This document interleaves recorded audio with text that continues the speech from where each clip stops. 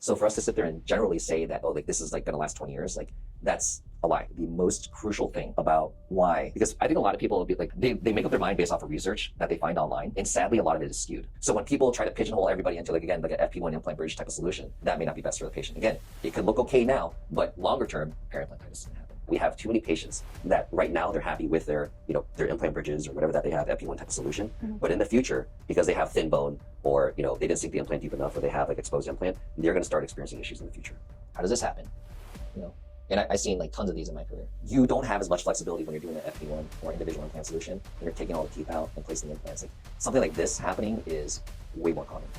Hey everybody, this is Dr. Daniel Choi here. I wanted to intro this video and just let you guys know that this video is probably one of my most intentional videos that I've ever made in trying to educate patients in regards to dental implants. We probably spent about 2 months planning and editing this video. Literally from the content to literally making sure that it was on point. And quite frankly, the video still ended up being almost 2 hours long.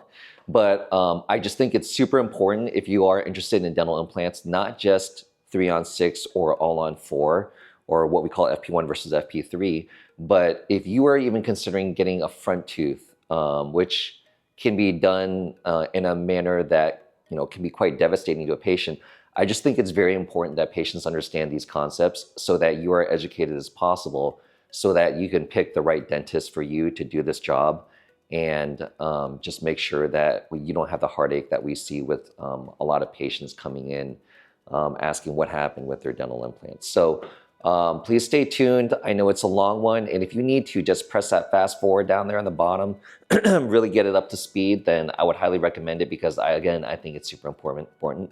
Also, if you guys have any questions, comments, please feel free to leave them below, and I'm honestly doing my best to read these comments and make videos to answer them. All right, I'll see you soon. This is the ultimate 3-on-6 versus all-on-4 dental implant video. Hi, my name is Dr. Daniel Choi, board certified periodontist since 2011.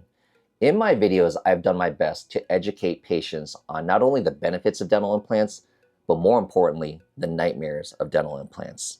Many of these issues can be seen immediately, but a lot of times it takes years for these problems to develop. And when we talk about these issues, we're talking about whether you're going to lose that implant or you're going to have horrible aesthetic outcomes. In the past year, I've had many patients ask me in the YouTube comments questions below about my thoughts on the differences between all-on-4 versus 3-on-6 dental implants. Now, right off the bat, you've probably seen multiple videos where I say that maybe 3-on-6 is not the best solution for the majority of patients. Now, if you've seen my videos before, I've explained that I don't believe that 3-on-6 FP1 type of dental implant solutions are right for most patients. The reason being that FP1 has a very strict criteria in regards to who is the actual candidate for that type of procedure. It's important to understand that this is not an endorsement or an attack on a specific type of implant system that you can get in your mouth, and that patients understand that this decision is not made based upon what you can just do a little bit of research online and think that you may be a candidate for. There are many specific factors that come into play, and the goal of this video is to help patients understand why you may not be the best candidate for a solution while you may be a better candidate for another solution. And that solution varies from patient to patient, and I'm going to help patients understand why in this very detailed video.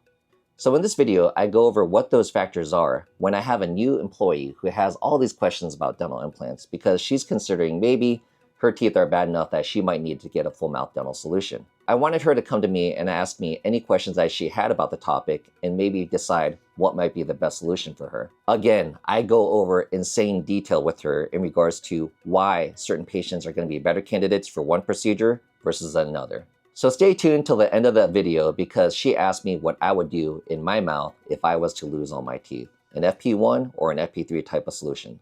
So let's get started. Okay, so you did a lot of research. So what, so you were, investigating all-on-4 versus 3-on-6. Yes. What did you, what did you find out, from a general? So in general, I found out that all-on-4 was teeth and gums, and that 3-on-6 was just the teeth. Okay, so do you understand that concept? Yes. Okay, cool. Yeah. I also saw that there was a very strict criteria for the 3-on-6. Okay. And that 95% of patients don't qualify for a 3-on-6 because of bone loss and gum recession. Where did you find that out though? Because my main thing about this is that there's so much marketing out there in this world today. And so a lot of the information is skewed. And so that's what I want people to know out there is like, so we do FP1 and FP3. Now we find more people are more candidates for FP3 versus like FP1. And also money kind of comes in the equation too. Yeah. But like reality is from a like eligibility standpoint, like most people like fit more under the FP3 all-on-4 category. Okay. But so yeah, one of my main things right now is that people like where they're getting this information. So I'm kind of curious to see like all the things. So yeah, where did you find out most of your information from? So I did off of Google and I did some YouTube videos. Can't remember the exact website it was, but it was like one of the first websites that pops up and it's showing, it shows like all 3-on-6 versus all-on-4. Okay, got it. So tell me a little bit more about that then. So if it was me going for an implant decision, I think I would have leaned more towards the all-on-4. It was saying, just because like the information that I was gathering, a lot of it was very confusing because it was saying such different things. Okay. Again, everyone's got a spin on it, right? So can you elaborate on that? Like what might have been confusing? So what was confusing for me... And you have your list of questions. I told you that. All right, awesome. So for the 3-on-6, cost, I would imagine varies anyway because of different dental offices and stuff. But for the 3-on-6, it was saying like 22 to 44,000, and I think that was all inclusive for. So I want you to know something very important about that. Whether we're talking about all-on-4 versus 3 or 3-on-6, any provider out there, there's a lot of bait and switching out there. Okay, so there's a lot of providers that go out there and they say they're not bait and switching you, and then they're bait and switching you. Okay, they're just throwing out insanely low costs. So whenever there's like a variation in cost, it also depends that from what I've seen, you know, I've been in this industry, so like this is my 14th year now, but it really depends on what part of the country you're in too. Yeah. So, you know, obviously if you're in Boston, San Francisco, there's those cities are more expensive to live in, right? And then you'll also see like, you know, the all-on-4 costs will be, or like 3-on-6 costs would be like more significant over there. Yeah. But in general, like my main advice to people out there or yourself, it would be, you know, like, hey, you be careful of those numbers that they throw out there. Yeah. Right? And then be like, oh yeah, that's our starter price, but then you would need this, this, and this, right? Yeah. So that varies. So people need to be expecting that before they go in for that consultation. Yeah, because it was very confusing to me, because if I was looking for a price, you're saying 22 to 44,000, but that varies on so many different things. And then, that meant one arch versus, you meant 22 to 44 because that's one arch for 22, both arches, both, you know, jaws would be 44. So with that in mind, what is how many arches is it for all-on-4? So it's always 2, right? It's like, they call it an arch, but it's like your jaws, right? So you have 2 jaws, your maxilla and your mandible. So if one arch would be like either your upper or your lower, 2 arches is both your upper and your lower. So then what is it called when it's 3-on-6? It's 6 bridges? Is that what it is? That would be 6 bridges. Here's my suspicion though with 3-on-6 though, is that I think that they know also, but I think their concept has changed. Like the individual bridge, I suspect, because that lacks cross-arch stabilization. And also, when you have 3 separate bridges, there's a break between your bridge. So aesthetically, if someone was to smile, you would see like a gap between it. Yeah. So I don't even think that 3-on-6 actually does 3-on-6. I think 3-on-6 now have a trademark name and they stick with that, and they're just creating one bridge. Oh, okay. That's what I suspect. I also heard, or like when I didn't hear it, but when I was researching, it was saying that the 3-on-6s were a lot harder to clean because of it being 3 bridges, and that all-on-4 was a lot easier to keep up with for oral hygiene. I think that basically to go out there and make a generalized statement of 3-on-6 or all-on-4 or FP1 bridges versus an FP3 bridge, that is going to be, how easy it is to clean is going to come down to who actually is restoring your teeth. Okay, actually making your teeth. Okay, because they can be designed in a way that you can have a horrible result either way. But I would actually make an argument. So because I know there's a lot of people out there like waiting for me, they're like, you know, they're like, it's so funny because there's like teams that have like, you know, have formed out there, right? Mm-hmm. People like, it's like worldviews, right? Like people have their, you know, worldview. They're like an atheist or like, you know, religious. There's a God, there isn't a God. Mm-hmm. And like people are like entrenched in that and they want to hear something that's going to confirm their belief. Yeah. But again, I was like, I'm very both sides of the coin, you know? So like, Yeah. I wanted like, this whole thing is like to show people about the pros and cons of each solution. Mm-hmm. But in cleansability, like I've seen some all-on-4s that are like really unhygienic. So that's going to be very difficult to clean, Mm-hmm. especially those people that are trying to put you in your final teeth too fast because your bone and gum have not finished shrinking. Yeah. You know, that's a disaster waiting to happen. So in general, I know there's a major player out there who does like next day final zirconia teeth, which is a damn disaster in my opinion. But if you have something like that, then it's gonna be harder to clean. And in fact, I know that the all-on-4 people, I mean the 3-on-6 people, FP1 people, are going to go out and say, don't ever consider an all-on-4, and then they'll show you the underside of a all-on-4 prosthesis that looks disgusting. Yeah. Because it's concave with a ridge lap, and I know this is like completely like foreign to you, Mm-hmm. but like let me show you here. So I showed you an old set of teeth that we had here, right? Yep. So if you actually look at this, like it's nice and smooth, right? Mm-hmm. And it's not like a big like valley in there. Yeah. Because if you have a big valley in there, that's where the bacteria is going to settle, right? Yeah. But like if I could show that to you, like it's nice and smooth. So it's straight. So there's also another thing out there where people who really do the research, they're like concave or convex. Did you see that? No, actually I didn't.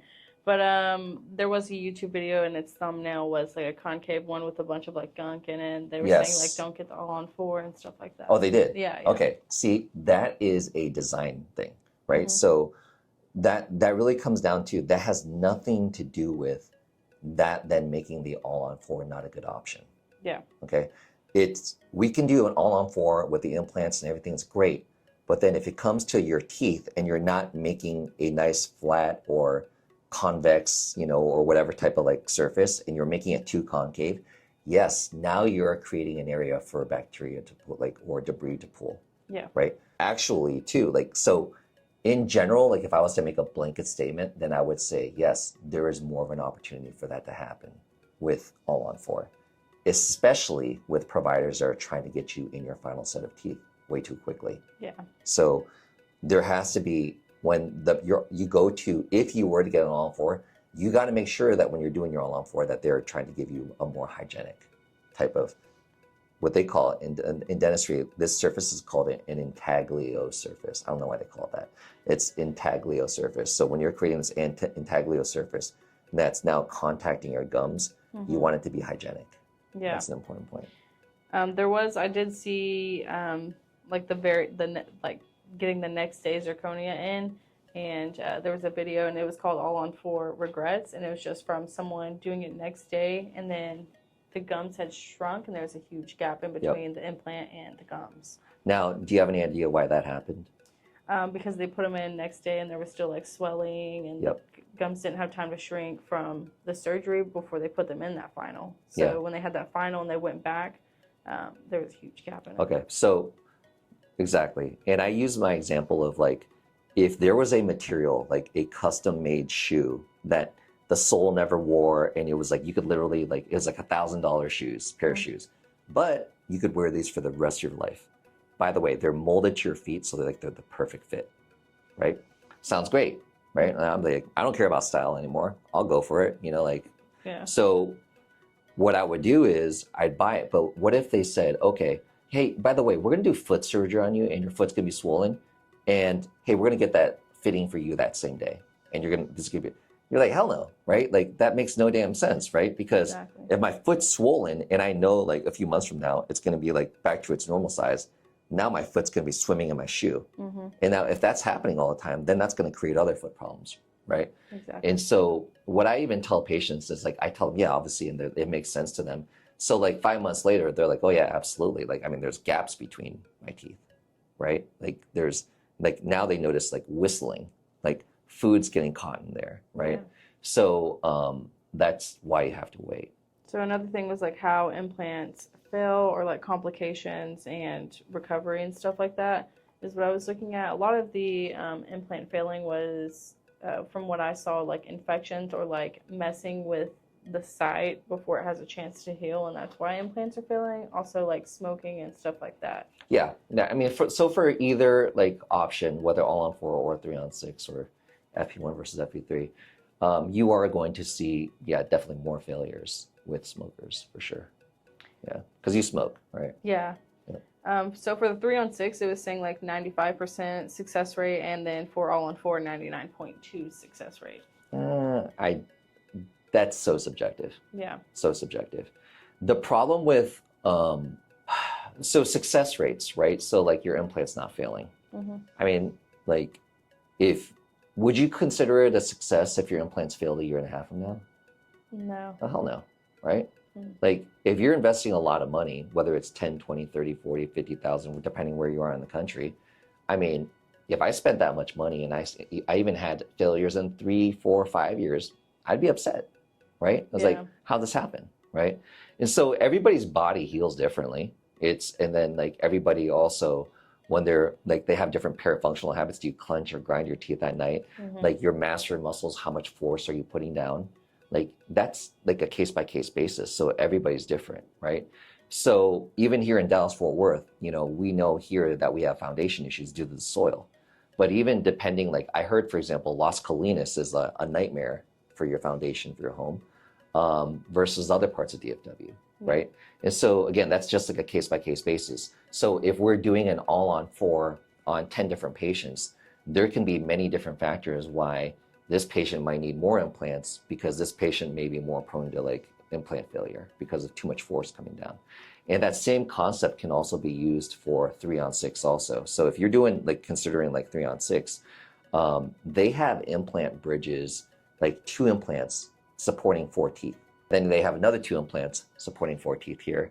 And they got another 2 implants supporting 4 teeth here. Mm-hmm. All-on-4 is all one single arch. Whenever you do that, like what ends up happening, I don't know if you found this out in your research, just tell me, you can tell me, corroborate if you did, but whenever you have all this one prosthesis, which is all one unit, mm-hmm. sitting on just these 4 implants, what happens is that there's something called cross-arch stabilization, and due to the physics, it actually reduces the stress on your implants versus if there was 3 individual bridges. So I didn't find that out, but what, like on the subject of implants failing, it would be, even if one implant failed on an all-on-4, you would still be able to have the implant in because the other 3 are holding it. But as in like 3-on-6, it's just 2, right, on one bridge. If one failed, it wouldn't be able to stay there. So it's been a blessing, obviously. We do tons of all-on-4, and I very rarely see them fail.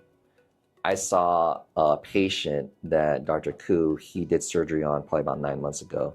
This patient had an all-on-4 done with somebody a few years ago, and they closed their shop. Did they have implant bridges? I don't remember. But all I remember is that she said that one of her implants had failed, and she was basically resting on those. And now those remaining 3 implants were getting a lot of stress. So like you're starting to see some wear on those implants. Mm-hmm.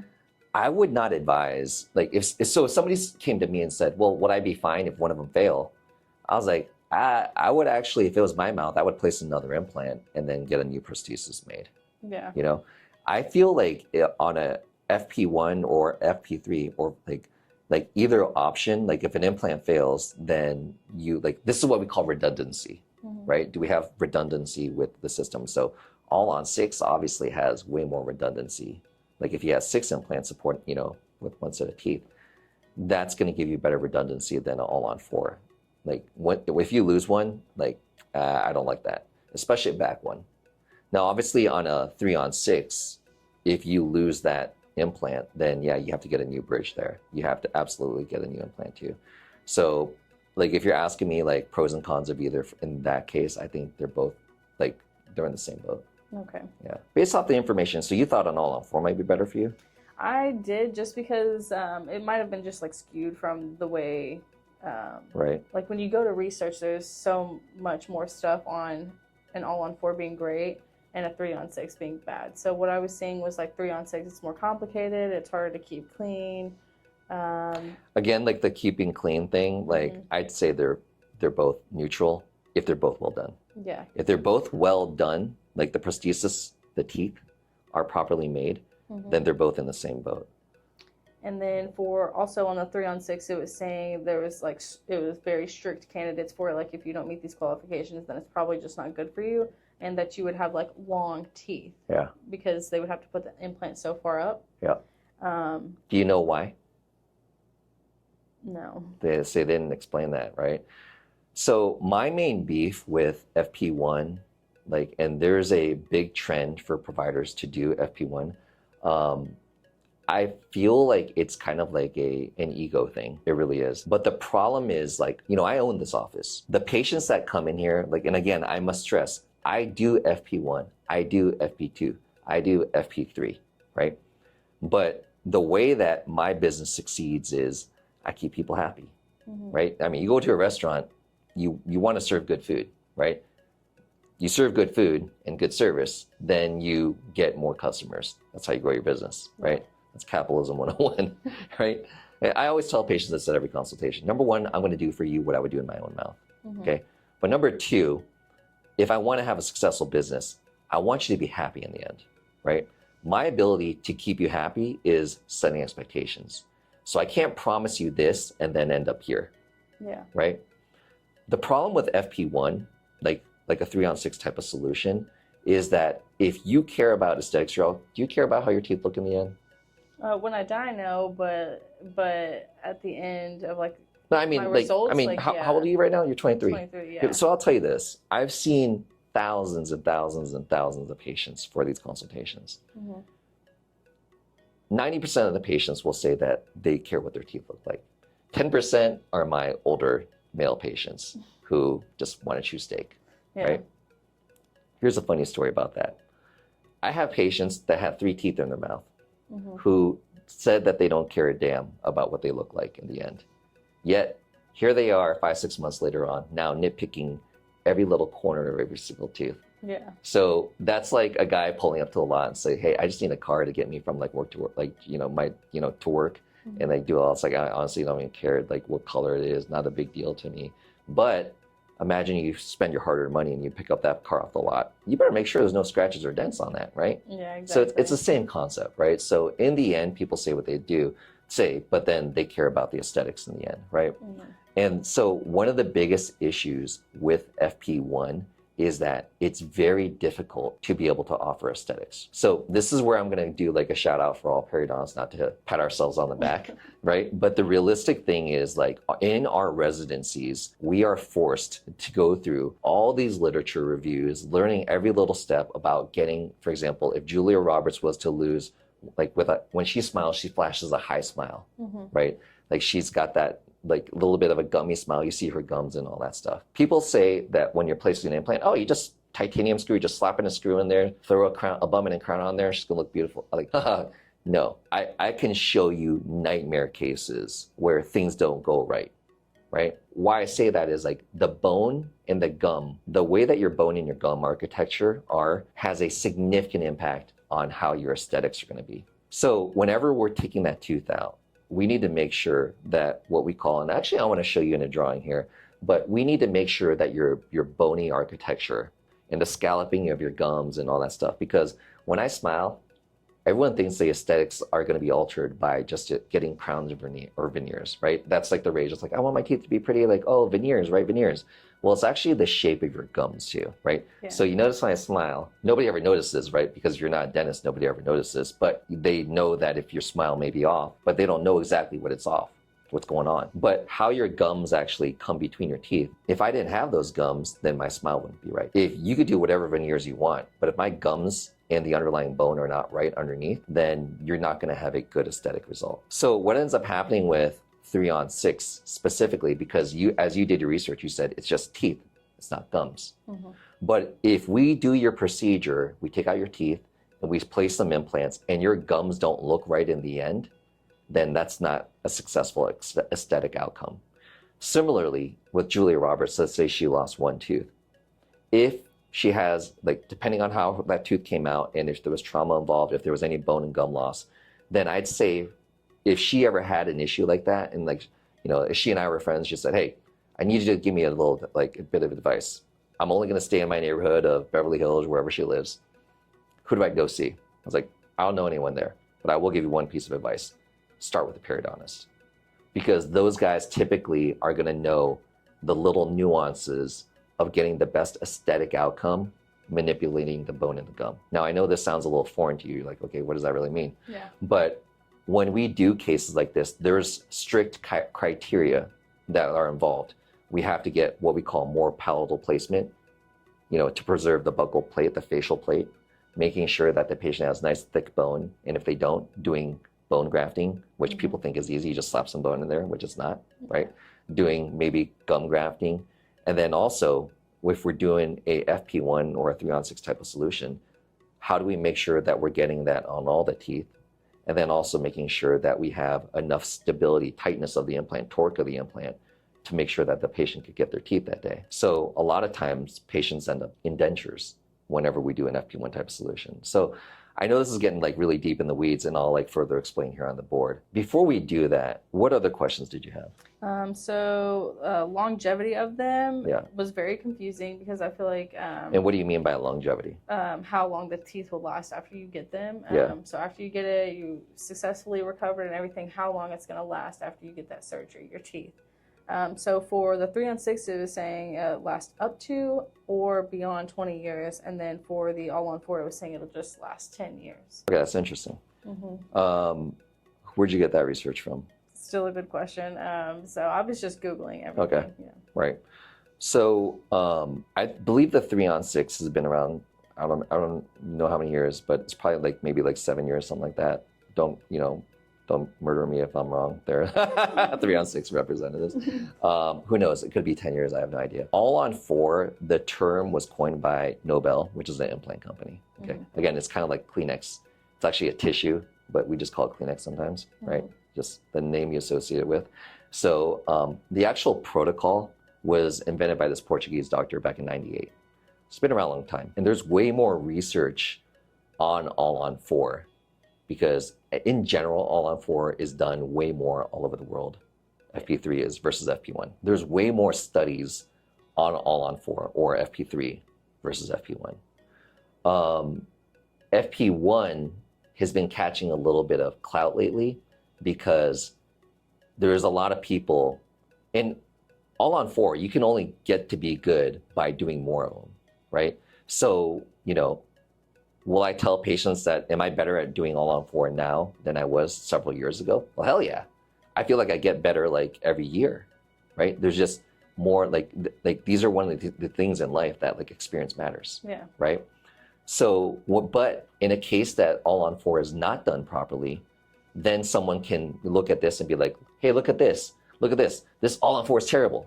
Don't ever consider it. Meanwhile, then you can also look at the other camp, like of FP3 and all-on-4 is going to look at a FP1 or a 3-on-6 that goes terrible. Like, look at this case. Look at how terrible this is. All-on-4 is like the best solution, right? So I think there's like winners in like, I mean, there's good cases in every camp. I do also agree with like what you were saying earlier. It really depends on like, you know, like who's doing it and all these things. Like there's a lot, you know, there's so many factors like convex versus concave and all that stuff. But if you're asking me on longevity, then, and if you had to get like a simple straight up answer, like what I would say is going to be, if I had to bet money, which is going to be the better long-term solution, hands down, all-on-4. Okay. Why though? Because it's got to be that one single arch that helps it out significantly. Because of the cross-arch stabilization, which reduces the stress on an implant. So this whiteboard's hanging on the out, like, oh, it looks like it's got 4 screw access holds. I mean, screw accesses. I don't know if these are in the studs. I highly doubt they're in the studs. But like, let's say I grip on the edge and I start trying to yank this thing down, right? If I did that 10 times a day over 30 years, at some point it's going to come down, right? So now we're saying, what's the longevity? Is all-on-4 or a 3-on-6 going to last 5 years, 10 years, 15, 20 years? You know, again, things that come into the equation are basically on a case-by-case basis. Like how hard do you bite down? Like, how strong are your masseter muscles? Like, how much are you grinding or clenching your teeth? You might clench your teeth. You might grind your teeth. My son's 4 years old and he grinds his teeth. I'm still trying to find the solution. They think airway and all these other factors, stress might be coming into that's who clenches or grinds. But everybody's different. So for us to predict who's going to have more issue versus someone else or how long that's going to last, there's things that we can do, like adding more implants to help mitigate that. So in a case like this, like adding, like going into the drywall, to the studs versus drywall, using longer, fatter screws, like all these things can like help us, right? But there's so many different factors. So for us to sit there and generally say that, oh, like this is like going to last 20 years, like that's a lie. Now, here's another thing that, another factor also is, so ALL-ON-4, we place the implants, I don't know if you did your research and found this out, but we place the implants at a diagonal on the back ones, the tilted implants. Yeah. Okay. We do that to stay out of the sinus. Now, some people, their sinuses are really huge, so they need more implants or sinus lifts or zygomatic implants, and that's like a whole nother conversation for another day. That gets a little bit more confusing. But when you actually tilt your implants back there like that, it basically reduces the, like, it just makes, the implant is just in there, like, it can handle so much more stress. Yeah. So if we place it straight up, it's called axial. If we place it at a diagonal, like a tilted implant, like it's kind of funny because I actually watched this video one time on Instagram where they had a 2x4, right? They had a 2x4 sitting at a right angle. One was like this, one was like this. And they put in like 4 screws, 1, 2, 3, 4, in an axial pattern, just straight down into it. Like most people would screw it in, right? And then they put bricks on this edge, which was cantilevered. And then basically they would see on these screws, like if the wood would like start breaking or if the 2x4 would fall over, right? Yeah. Long story, destabilize itself. And what they found out was that they did it with axial placement, just screwing them in straight in, 4 screws. And they did another one where they actually angled the screws in, kind of like on an ALL-ON-4, on the back ones. Angled it like this, and then over here, this and this. And they were able to put on like twice the amount of bricks, 2 or 3 times as many bricks. Yeah. Before like it started splintering anything. So I'm not a physics expert. I only took physics to basically get my prerequisites to go to dental school. Yeah. Ask me anything about physics, I can't help you out. But in physics, if you're going by physics, decreasing stress to be able to give you a longer term longevity, obviously, like how long will this last? That's a huge important question. If you're spending this amount of money, number one, I want this to last because I don't want to spend more money and I don't want more surgeries. Exactly. Right? People who do ALL-ON-4s are not the people who like to come in the dentist every 6 months and like get more work done, right? Yeah. Part of the reason why this happened is because they're afraid of going to the dentist. Just stepping in the door stresses them out, Yeah. So how do we do that is physics has to be part of the equation, and physics tells us that a tilted implant and a cross-arch stabilization of a FP3 ALL-ON-4, ALL-ON-X type of solution is going to be your better bet. Yeah. So again, going back to that question, we don't really have studies. And even if you did have studies, how are you going to compare like that? Like we'd have to be like identical twins with same anatomy and same implant placements, right? Mm-hmm. With same perifunctional habits, meaning that we both clench or we both grind or we don't do that at all. And then taking, and then following us for 30 years. Like 3-on-6 hasn't like been around that long. Right? 3 individual bridges. Mm-hmm. And then there's no studies like that. And then ALL-ON-4 has more studies, but again, here in 2024, so ALL-ON-4 has been around for 26 years, right? And it was started back then. And obviously there's been a mass movement towards it. So there's a lot more people doing it, but and there's a lot more studies on it, but we still don't have like that long-term studies. So what I tell patients, because sadly we do see some patients very rarely, they may be in their 20s. And, some patients, history of drugs, all their teeth are rotted out. And so now at this point, it's either a denture or like a, implant type of solution. Mm-hmm. So then like those patients, they ask me and I say, okay, here's the deal. You're 28 years old. Average person dies at 80. Okay. That's like 52 years we were talking about here. Yeah. That's a long time, right? And so like, how do we basically give you a solution that's going to last as long as possible? Like, so when we're like, now, even though we do both options, I'm gonna be like, hands down, you gotta go all on 4, right? All on 6, whatever, all on X type of solution, like a FP3 type of solution, that you place more implants, right? Instead of the traditional 4, maybe place more. I would actually add some bone grafting, bovine bone grafting, because normal bone grafting can go away over time. I would make sure that it's all one single unit versus the individual bridges, because of the cross-arch stabilization, reducing stress on each implant. Excessive stress on the implant is what's going to cause an implant to fail and therefore decrease the longevity. Long story short, maybe I should have said that 10 minutes ago.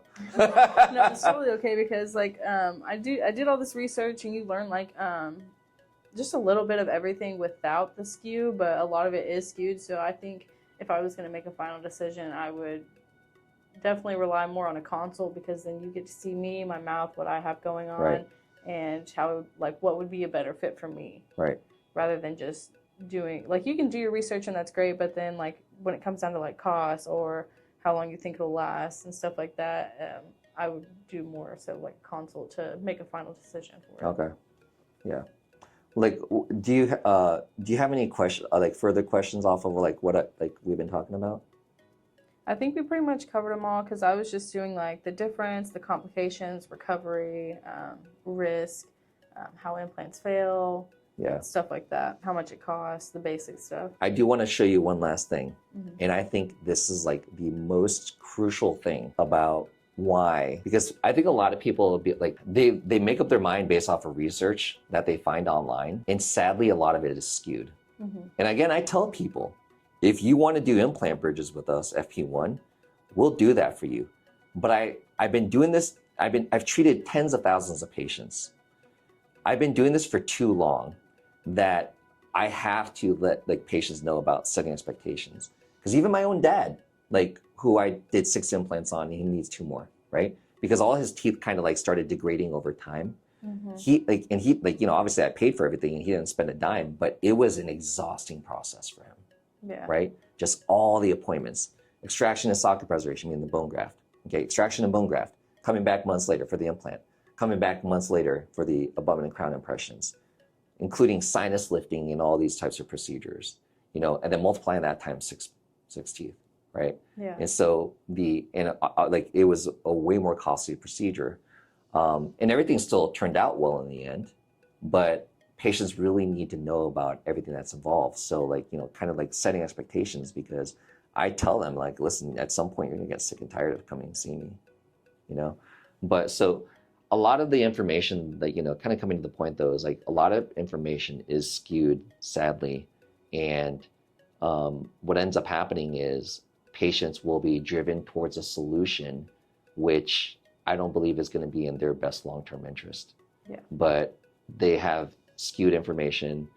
A dentist will be financially motivated to send them in that direction.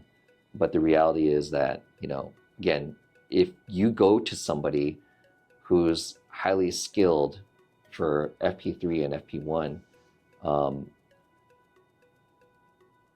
like I think both options can be great. But unfortunately, like as you discovered, the candidacy of being an FP1 candidate, like a 3-on-6 candidate, is a lot tougher, and I'll show you why.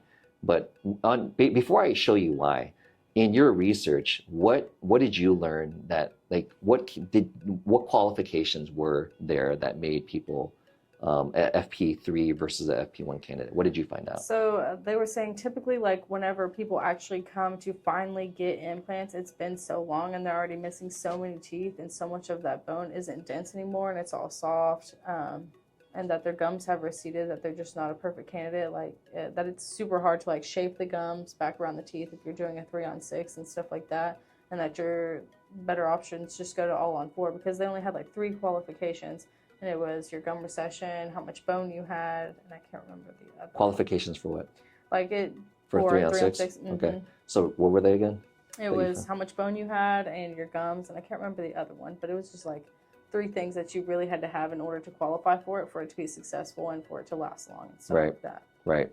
So you actually, that's really good. And let's actually go over that before I show you that drawing. So whenever we're doing your teeth, your, even if you were to do a single implant, that when we're placing an implant, we're replicating a root, right? So I didn't know any of this stuff before, like obviously go to the dentist, right? And so, I mean, went to dental school, but you know, obviously I was familiar that your teeth had roots, but then when we smile, we only see the crown of our tooth. That's the technical term. The visible part of the tooth is called the crown of the tooth. But obviously, if we took out a tooth, we would know that our tooth stays in because the root is embedded in your bone. We don't see our jawbone because our gums are covering it, right? But same concept with a dental implant.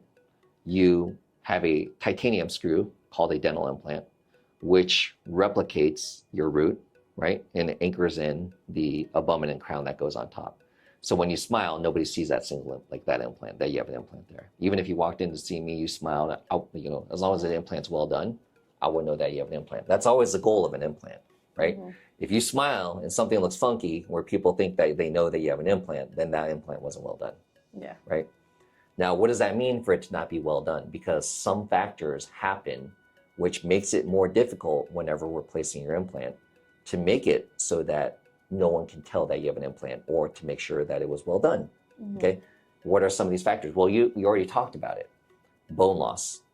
So when you lose your tooth, right, the bone starts shrinking from the outside edge. So if you look at me from the side, this outside edge, if I took out your tooth, that outside edge of bone starts resorbing over time, starts basically dissolving away over time. Okay?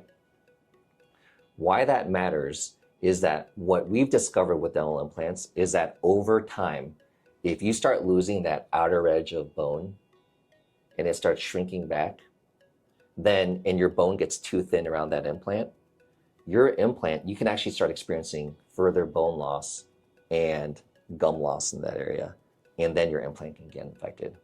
It's what we call peri-implantitis. Okay, you've heard of that? Okay, I've seen that on the research. Got it. Peri-implantitis. One of the biggest reasons why that happens is there's a common tendency for a lot of people, dentists, when they're placing implants, they'll try to place a big screw in there, or they won't put it in the proper position.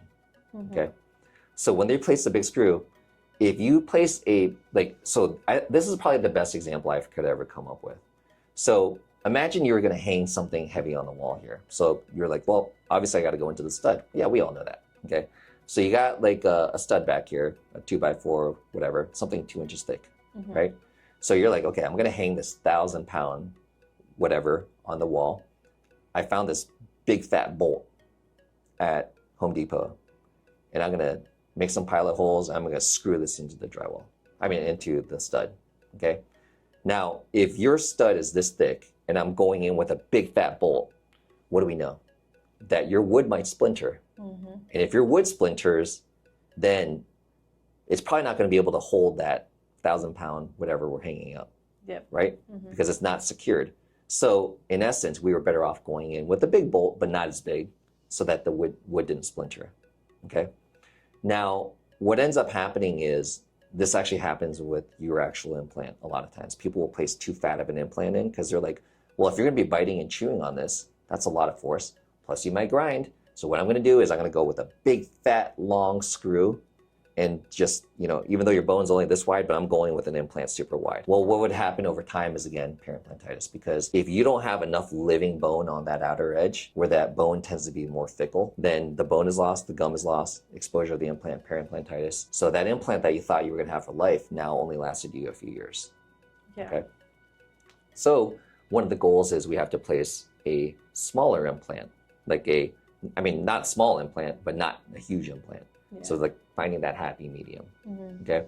So whenever we're doing a front, let's say a front tooth implant, we have to make sure that that implant positioning is not too close to that outer edge of bone, where that outer edge of bone is going to be too thin. And also maybe we can add some bone grafting. And also we don't want to place too big of an implant, too wide of an implant that makes that bone thin. Hopefully that makes sense. Yeah. It does. Okay. I've read a little bit about it in my research about how it would fail and stuff like that. Yeah. So that's the problem with all-on-4s, because people would be like all-on-4, 3-on-6 to any dental implant. People are like, oh, look at it, like day one looks fantastic. And I tell people that is like going into a home that's brand new built, right? And you go and it's like, it's got that new house smell, you know, it's like beautiful, like flooring, great kitchen countertops. Like these are the things people look at, right? Yeah. So when somebody smiles, they're like, oh my God, like look at, like, you know, like my teeth look beautiful. They look beautiful now, but what's hidden behind the walls? Well, in this case, you know, what's hidden behind your bone and gums? How much buccal bone thickness do you have? How is the implant positioning? Because you're going to start manifesting issues in a year, 2 years, 3 years, 4 years down the road that could, worst case scenario, even like cause you to lose your, like have you just start over. I've seen multiple patients like that, even over the last 6 months, where they spent $40, $50, $60,000 on credit, mind you, and they're still making monthly payments on that. And now they're being told, hey, hate to tell you this, but your all-on-4 or your dental implants are failing. Yeah. And you need to start all over again. And by the way, the cost is going to be higher because now you need zygomatic implants, right? So because we can't go to those same areas where your implants were failing. So it's like a whole nother can of worms. And this is why I encourage people, because like, for example, if your plumbing wasn't done properly and now you got a bunch of concrete surrounding it, I mean, what are you going to do? Now you're going to like tear up your tile or your wooden flooring. You have to get in onto the foundation of the home. Yeah. You know, like that's a damn disaster, right? And that's literally what can happen if you don't choose your dentist properly. So if you're like, if you have a dentist who's well-trained and has your best interests at heart, he will tell you your candidacy of a FP1 or an FP3. He'll tell you which you're a better candidate for. Yeah. Some of those factors include, when we look at your 3D scan, your biotype. How thick is your bone? How thick is your gum? How badly broken down are your teeth? If you have fully intact teeth that are like easier to remove, then I can preserve a lot of your jawbone. If your teeth are really hard to remove, I had a patient yesterday, his teeth, like we did an all-on-4 on him, zygos up top, his teeth were so hard to remove because he had really dense bone, right? So it's like, is it easier to remove a nail from a stud or from drywall? Drywall. Drywall, right? Sheetrock, whatever we call it. It's way easier because it's less dense. Same thing with your teeth. But it becomes, if it's too soft, sometimes too much of the bone is removed when we're extracting the tooth. So there's like a happy medium. Yeah. Now, who are you? Like, and like you come in and you're saying, okay, I want FP1 or FP3. Okay, cool. Like, can you predict how easy it's going to be for to extract a tooth? Like, heck no.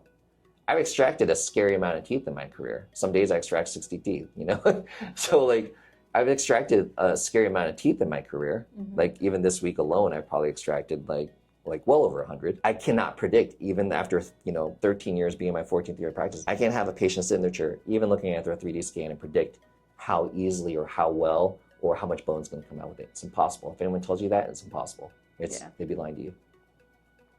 That has a big factor on like basically how much I can preserve.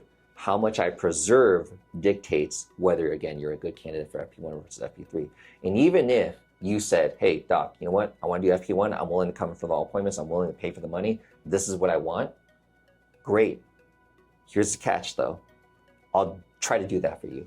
But during the meantime of when I'm trying to take out your teeth, if certain things happen, for example, you're losing too much bone, whether interproximal bone or outer like facial bone, buccal bone, whatever, then there is a chance that we have to switch over to FP3.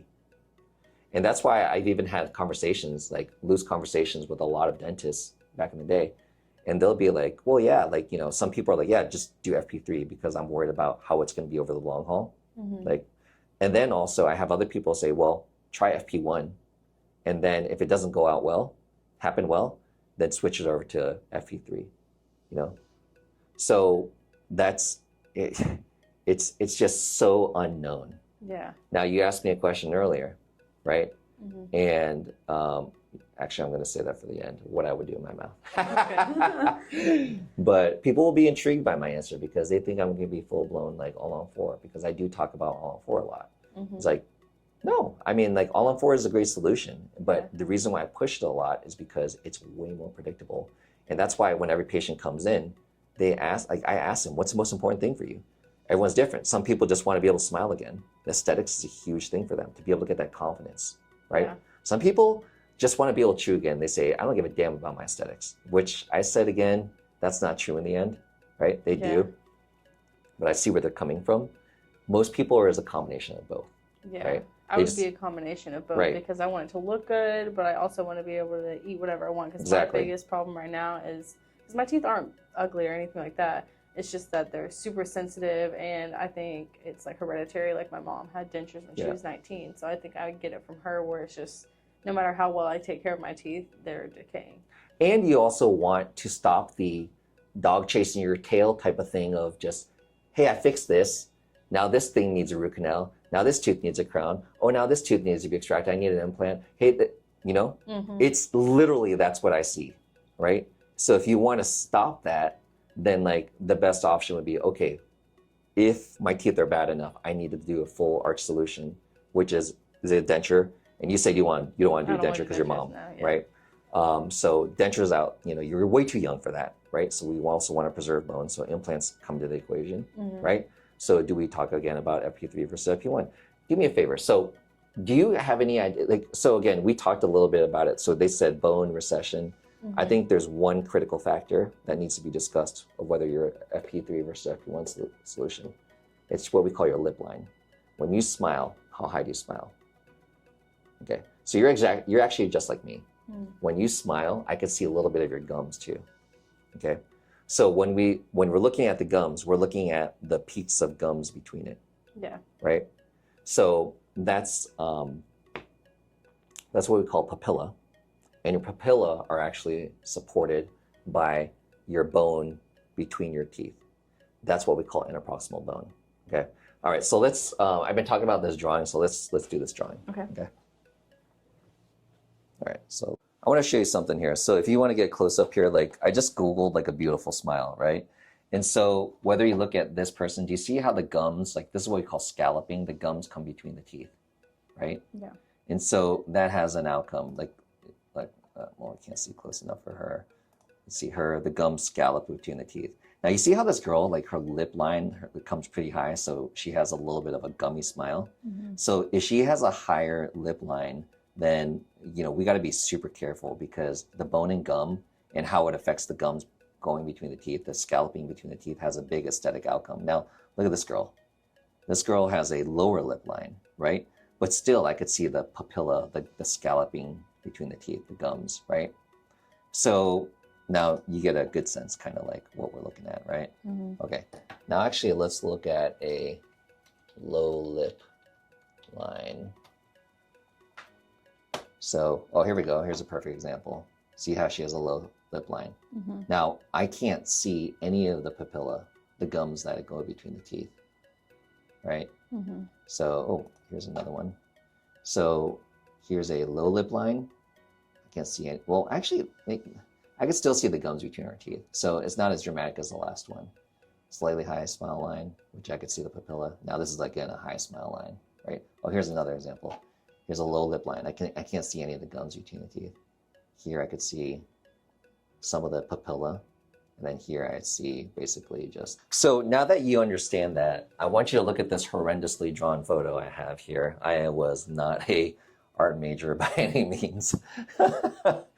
But I wanted to draw this for you to kind of like give you an idea of like what we're dealing with here. So what I was best trying to replicate here is that you actually have like the teeth here. So I did canine to canine, right?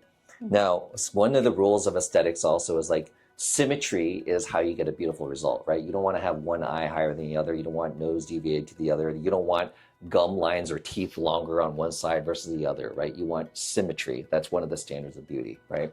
And so like, let me actually just kind of like draw in here too. So just like we had. So one of the aspects, let's talk about symmetry, right? So this is canine. Here's another canine. Your canines are like your fang teeth, right? So the little sharper edge I drew, these are your central incisors.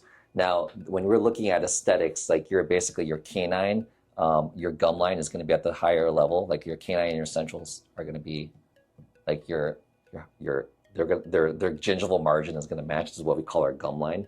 And then your lateral incisors are going to be a little bit lower on the gum line, right? So whenever we're looking at a smile, just as I was showing you earlier, what we're looking at and we don't even catch ourselves. What we're looking at is basically the teeth, the lengths, symmetry, and also the gums between your teeth. If you ask me right off the bat, like, how do you like make sure that I'm going to have a great aesthetic outcome from my single dental implant, or, you know, gingivectomy or veneers or whatever? Yeah, it's going to be, again, the shape of your teeth, right? Which the shape of your teeth are going to affect the shape of your gums, right? So then also the shape of the gums, meaning the papilla, how long your teeth are. You don't want horse teeth and you don't want super short teeth, right? So that comes into play. And then symmetry, right? Okay, so let's keep this conversation pertinent with the shape of the teeth. Well, the shape of the teeth are going to be dictated by your bone in your gum. Rule number one, whether you're getting veneers, crowns, dental implants, whatever it is, the shapes of your teeth are going to be dictated by your bone. It's not the other way around. Most people have that confused. They think they can just get whatever shaped teeth that they want. Yeah, within reason, but like, again, your bone in your gum is most commonly your dictating limitation. Okay. Now, how does that play for us? Let's keep this to a dental implant conversation though, is that your gums are supported. And what I was trying to show here, like you see right here, the peaks, this is your bone. All this black is bone, right? Do you notice how I peaked the bone here like this? And then it peaks here like this, and it peaks here like this, and then it peaks here like this. You might notice also when we looked at those images earlier, the shape of your gum peaks like this. That's what we call papilla. Between your teeth, that's what I see. So basically, if you're just smiling and then all you see is like the teeth and the gums, right? But the gums peak.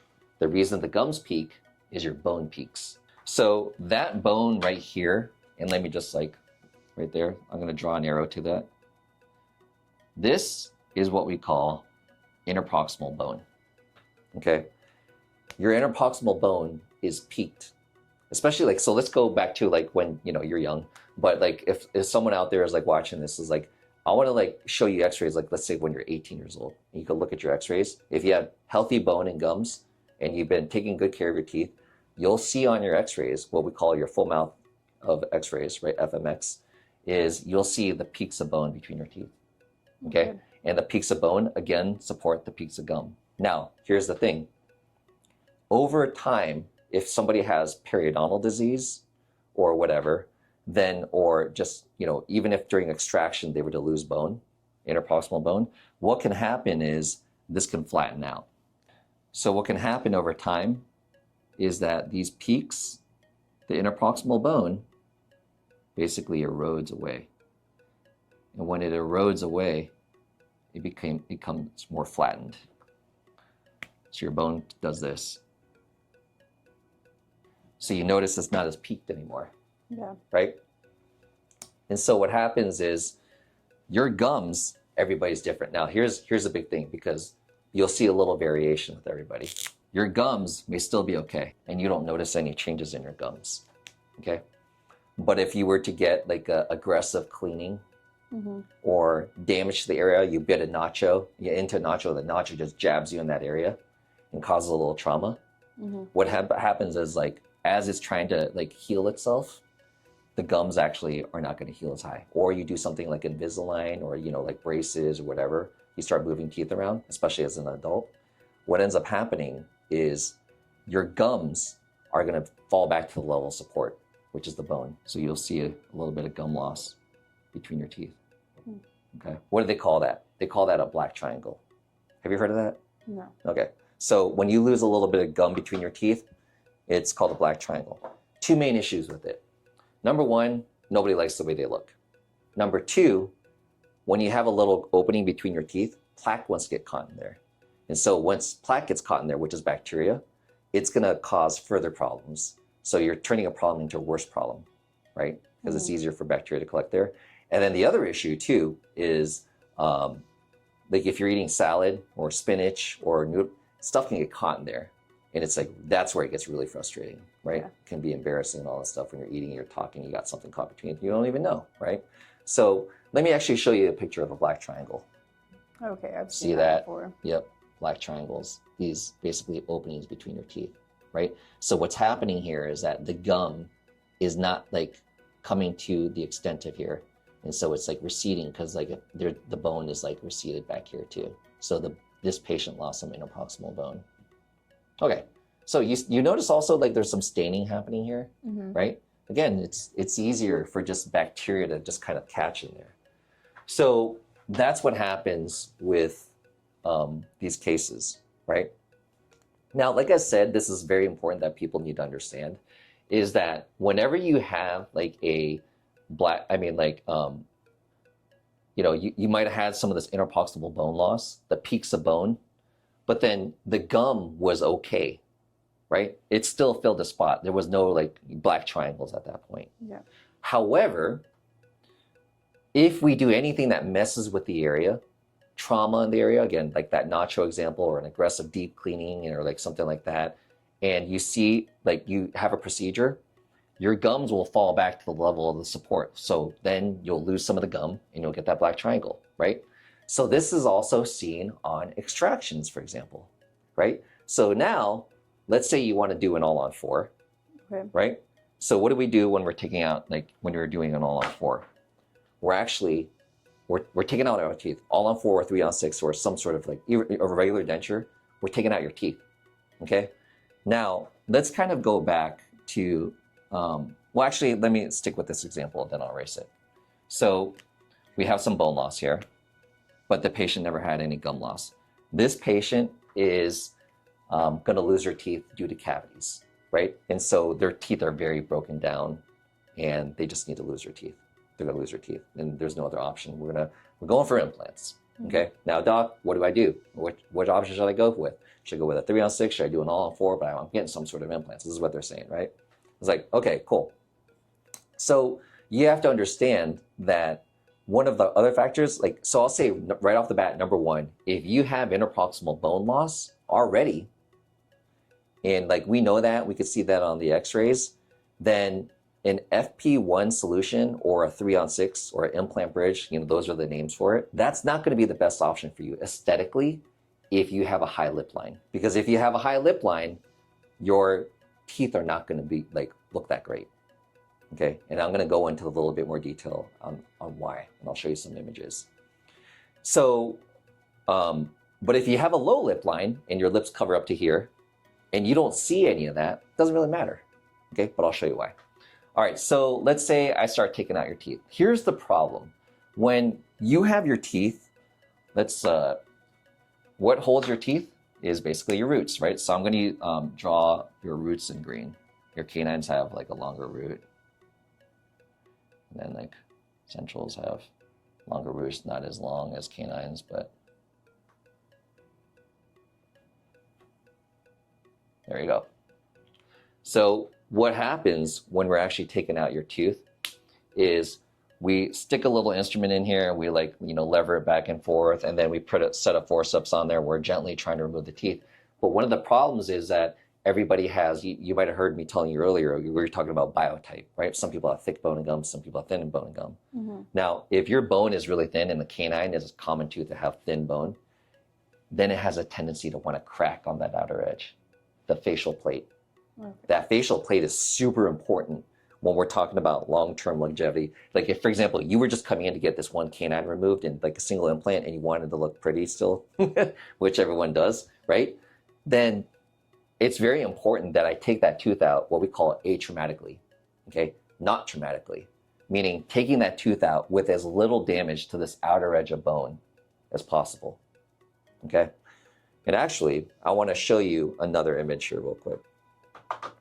Okay, so I don't know if you're going to be able to follow me on this, but let's imagine this tooth is like, if you're looking at me from the side, okay?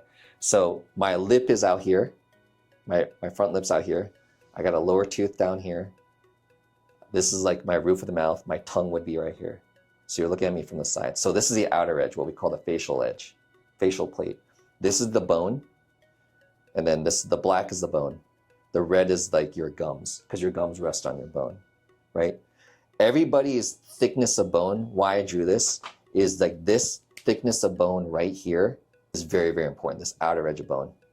This is what you call, again, your facial plate, your labial plate, buccal bone, whatever the heck we call it.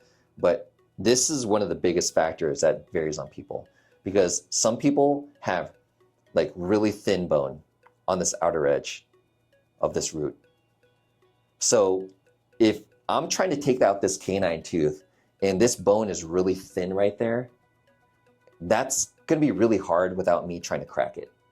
Like actually at that case I was talking about yesterday, his bone was like really thick. I was taking his canine out, that canine was like so hard to remove, and then like this amount of bone came out with it.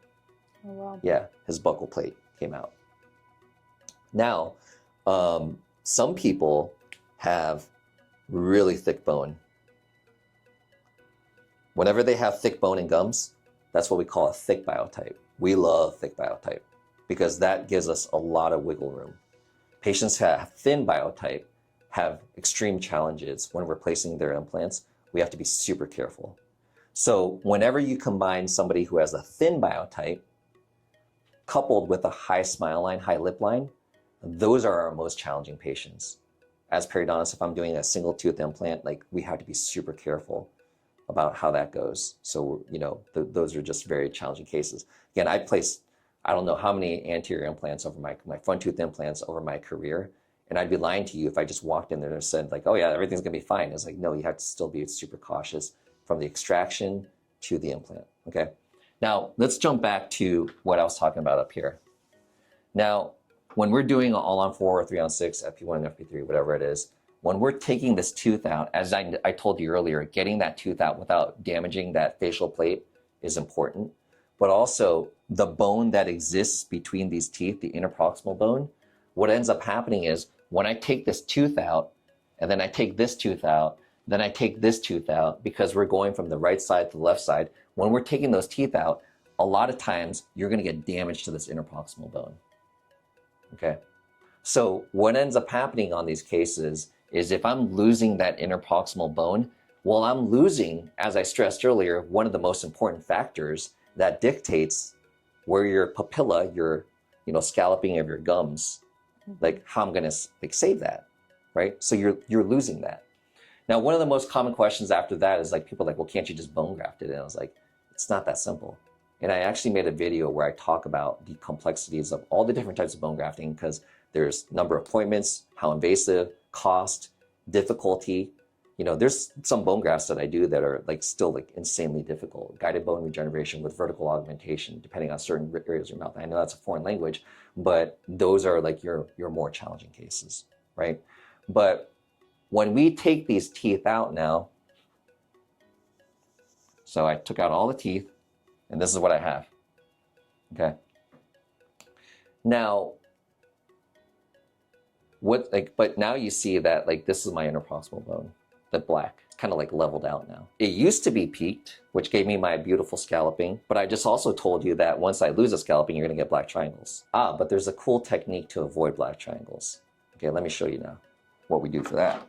So I just pulled up this animation, but what ends up happening is most people have teeth that are more like this. Do you see how the papilla dives down here between the teeth, right? Mm-hmm. And then this is more of an example with squarish teeth where the gums don't go as deep, right? Yeah. So whenever you've lost gums between your teeth, we can actually like, to kind of mask this effect, we make crowns that are more squarish. So they kind of like get rid of like the effect that you might have a black triangle. So if you have black triangles, one of the first things that we want to do is we want to give you square crowns. So here's an example that I pulled, right? This patient has a black triangle. This was the shape of their natural teeth. And what they did was to kind of mask this black triangle, they changed the crown shape to be more squarish, okay? But this is actually not a bad example because, you know, like the crowns can get really squarish where they look like chiclet teeth, you know? So this is another example where they can try to like, you know, shove that contact point up to kind of mask the black triangle effect. So you following on that? Yeah. Okay. So what can end up happening is if on a case like this now, like I said, the gums got leveled out, and you remember the example that I had earlier, what I'm now going to do is, okay, so is this an example?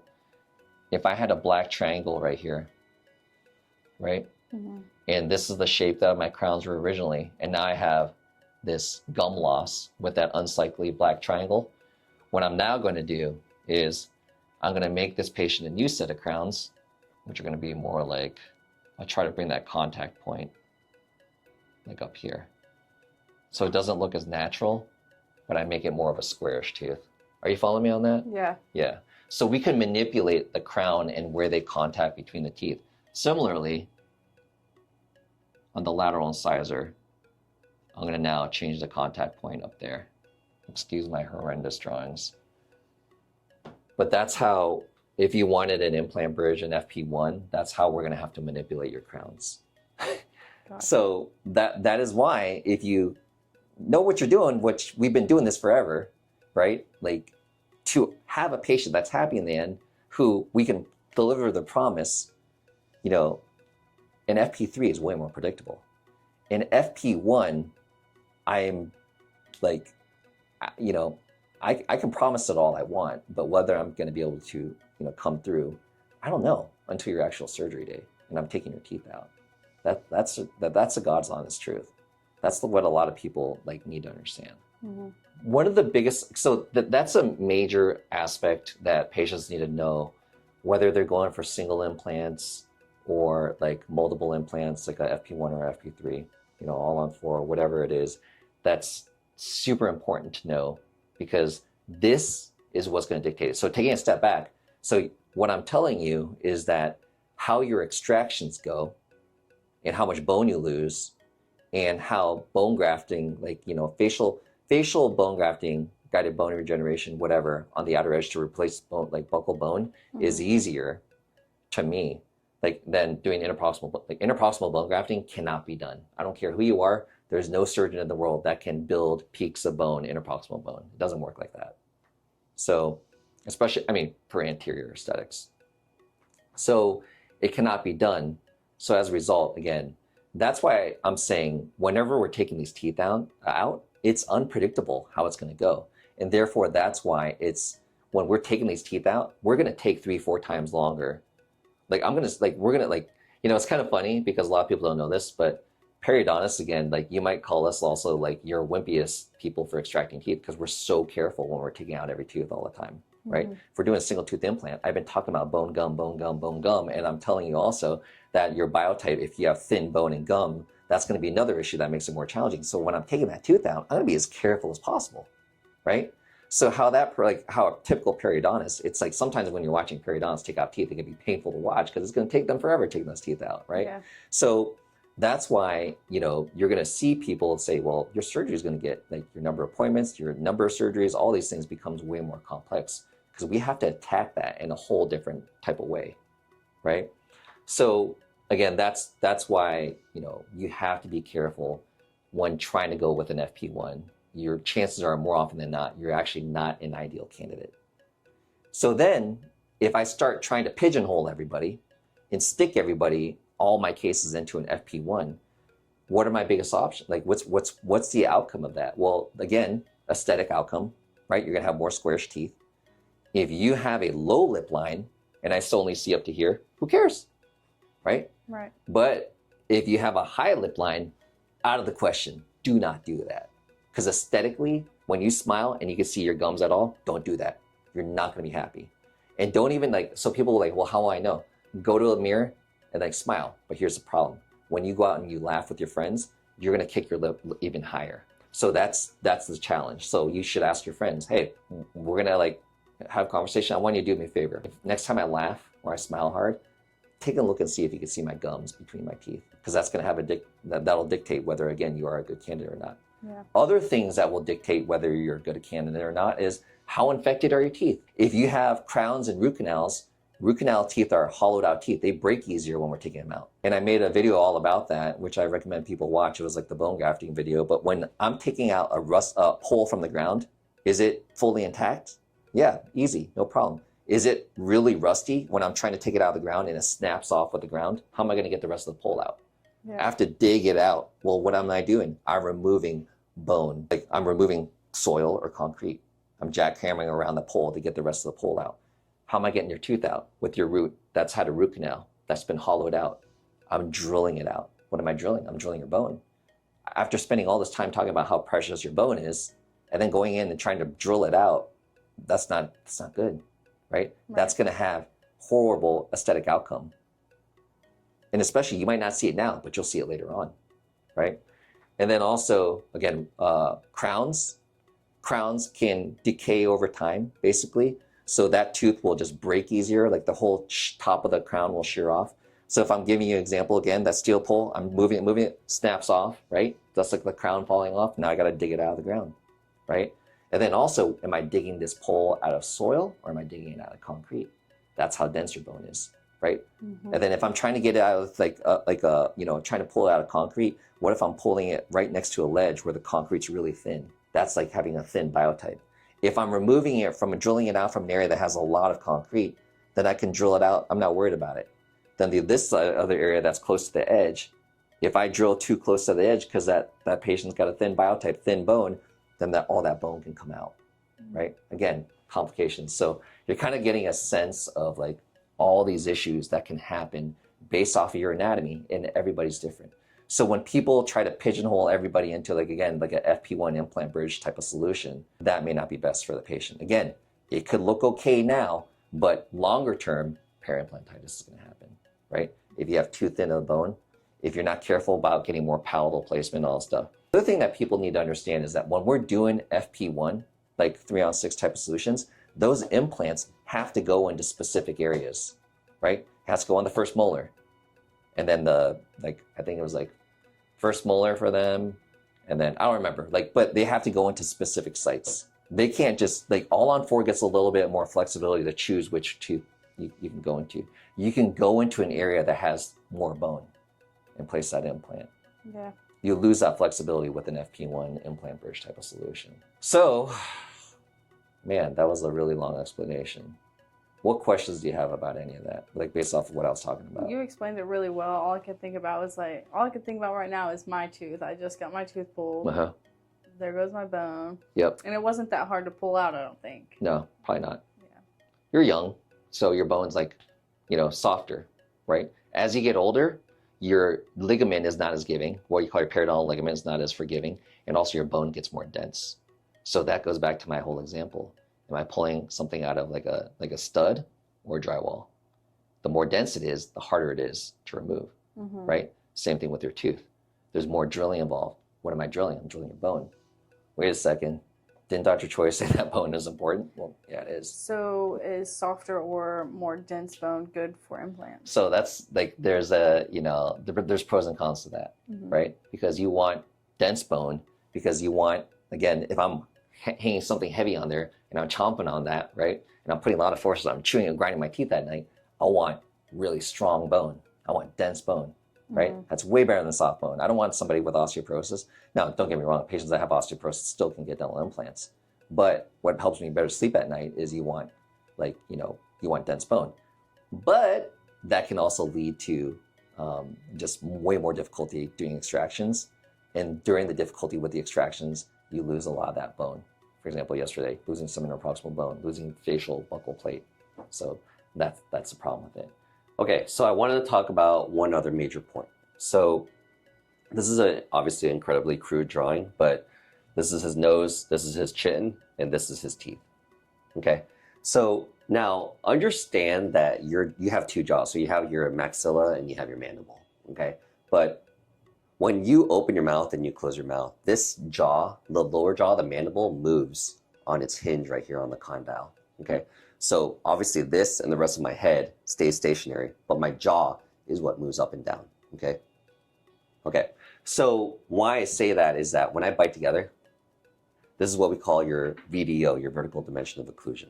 Okay. So when we do dental implants, if you take all your teeth out, whether you were getting a regular denture, whether you're getting ALL-ON-4, whether you're getting a 3-on-6 or FP1 versus FP3 versus regular denture, we always want to maintain your VDO, right?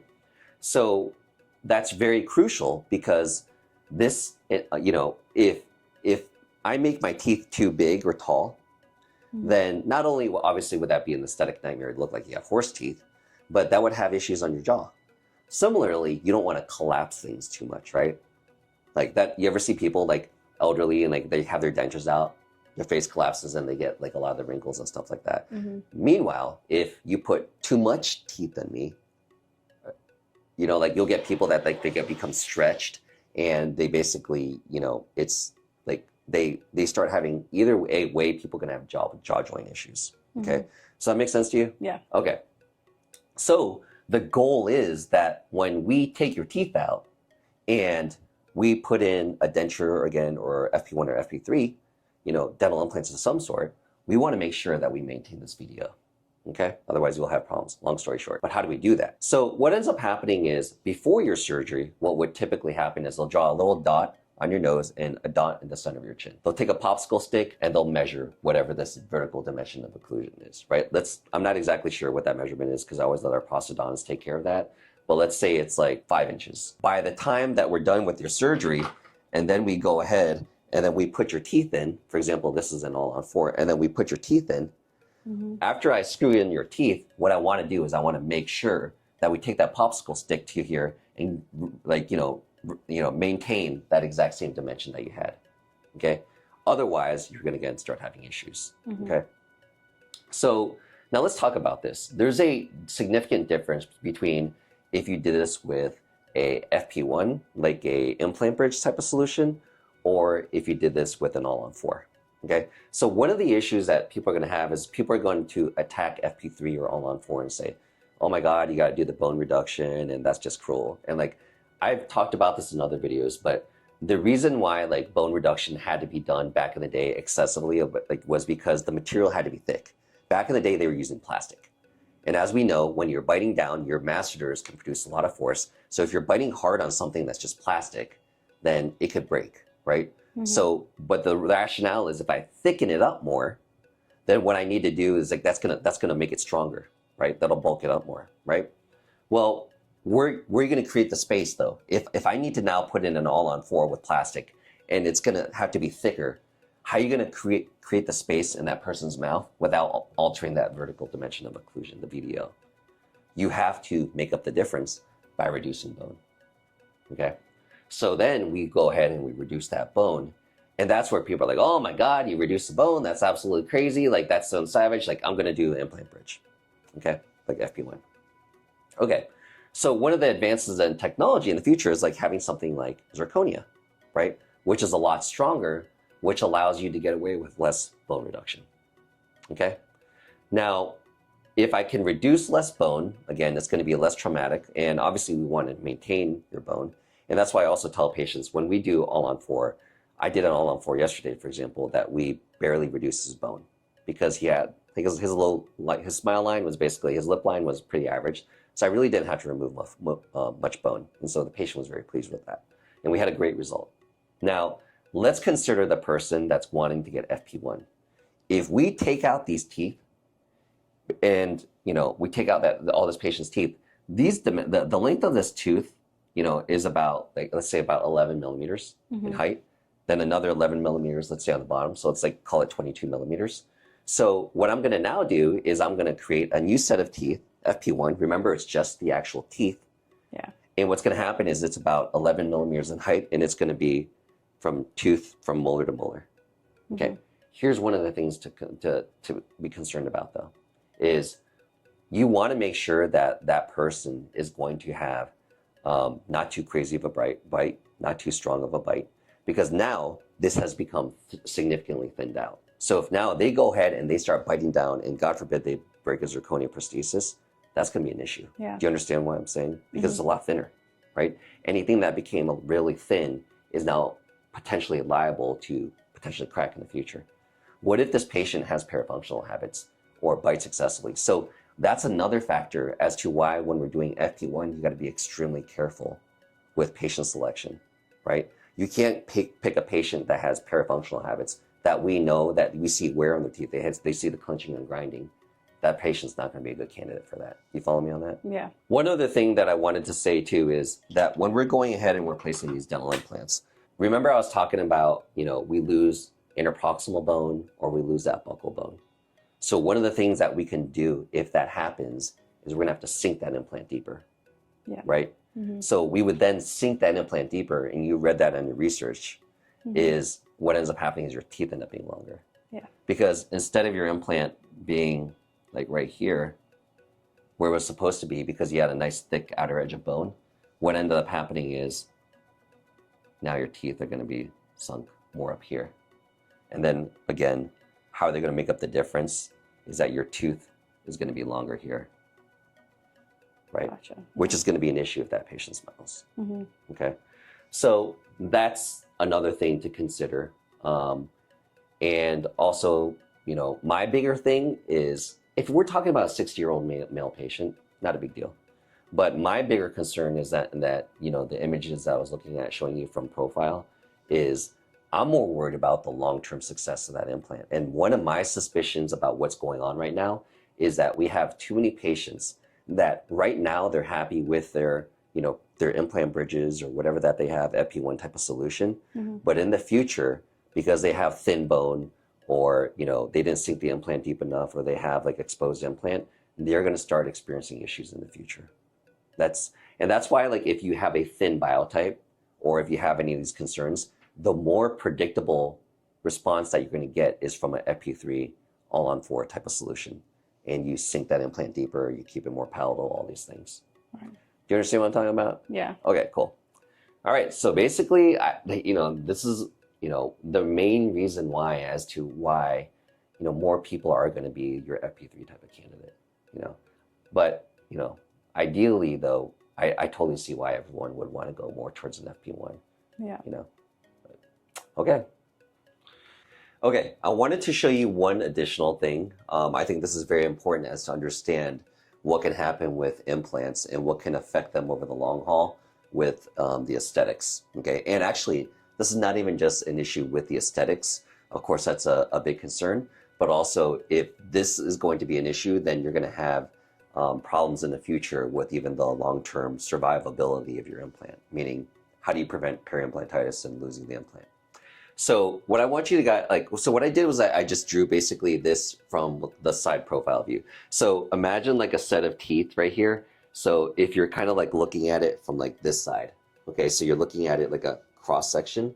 So this is going to be like, imagine like this is my front lip up here, upper lip, lower lip, and then obviously the tooth here, and then here would be the roof of your mouth, and here would be your tongue. So do you get that? Okay, so what I want you to see is that basically, you know, and I drew this earlier, but this is, again, your upper tooth, and the black is meant to represent like your bone. Okay, so that's your jawbone.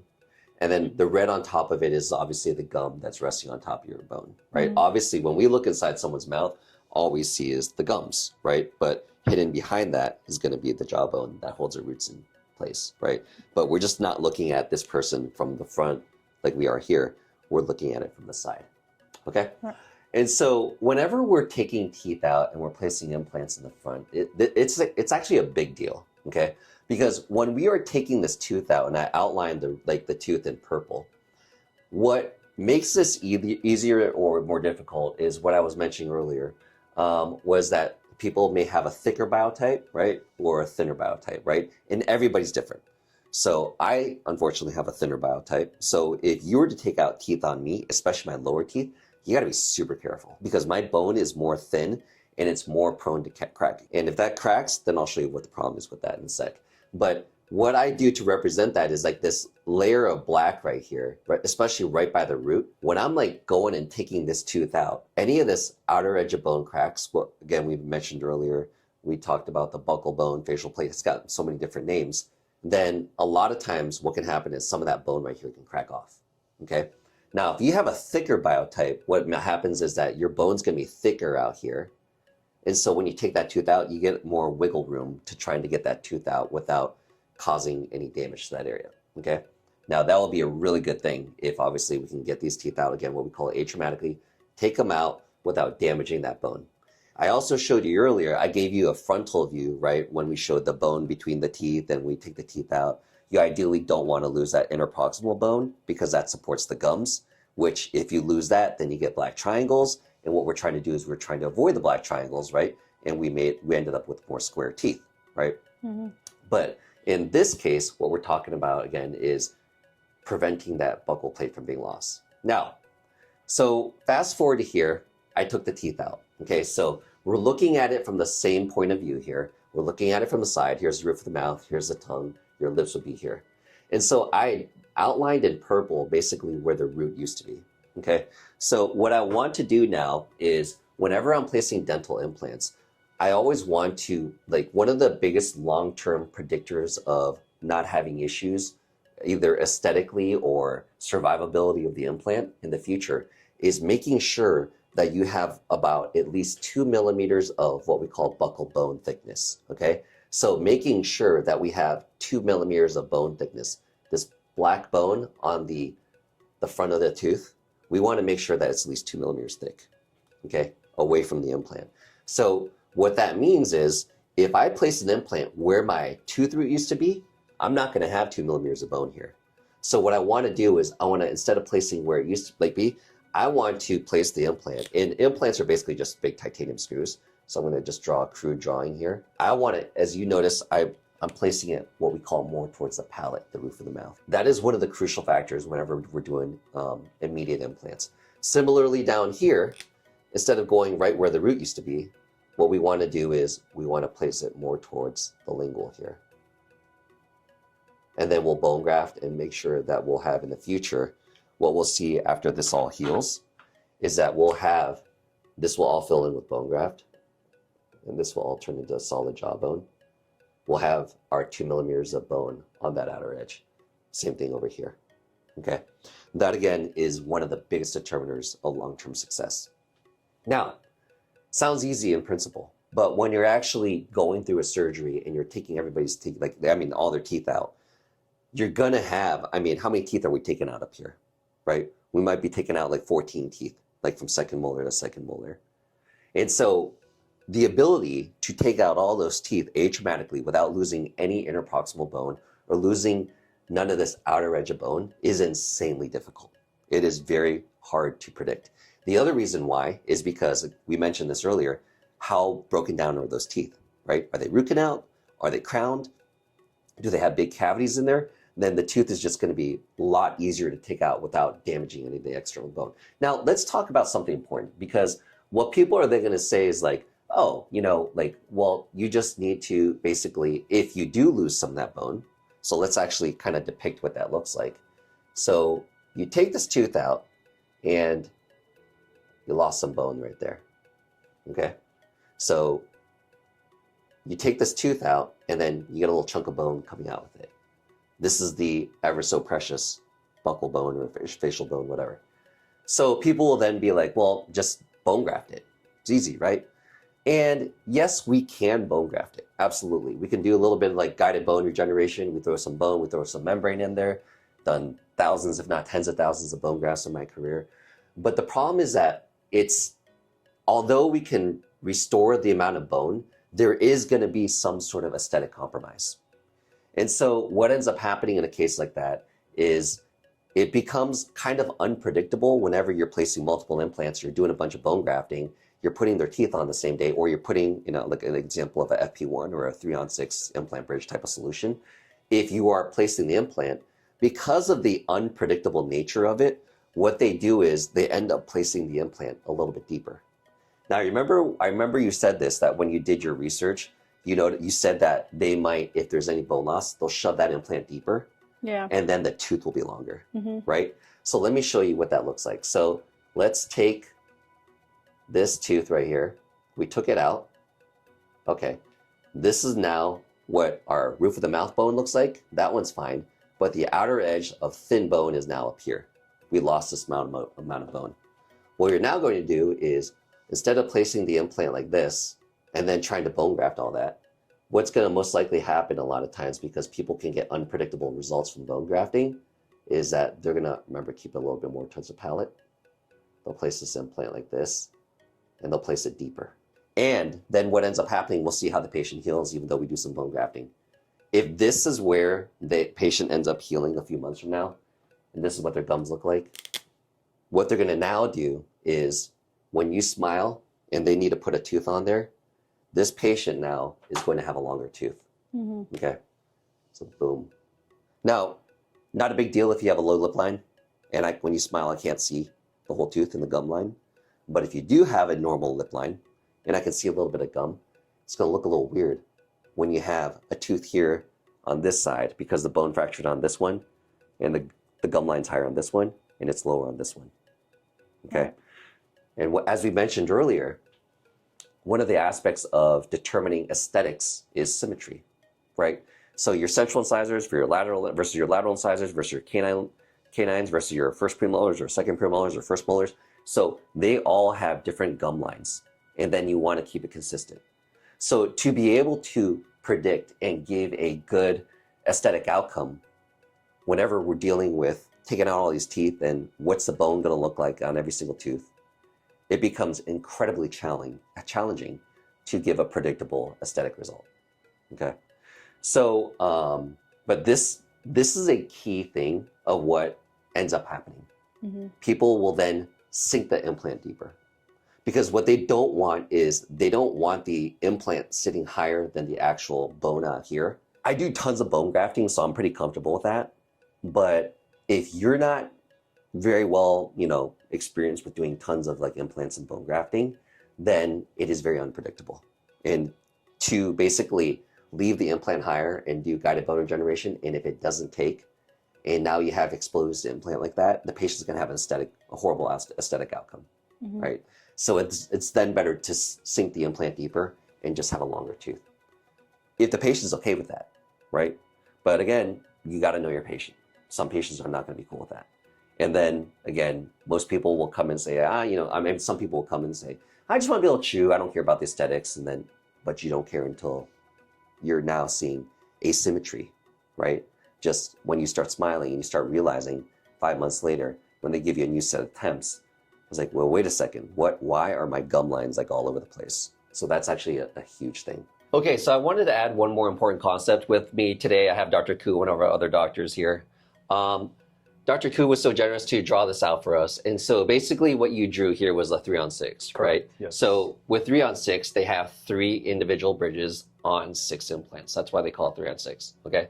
So you have this first molar, here's your 2 premolars, a canine tooth, lateral incisor, central, lateral incisor.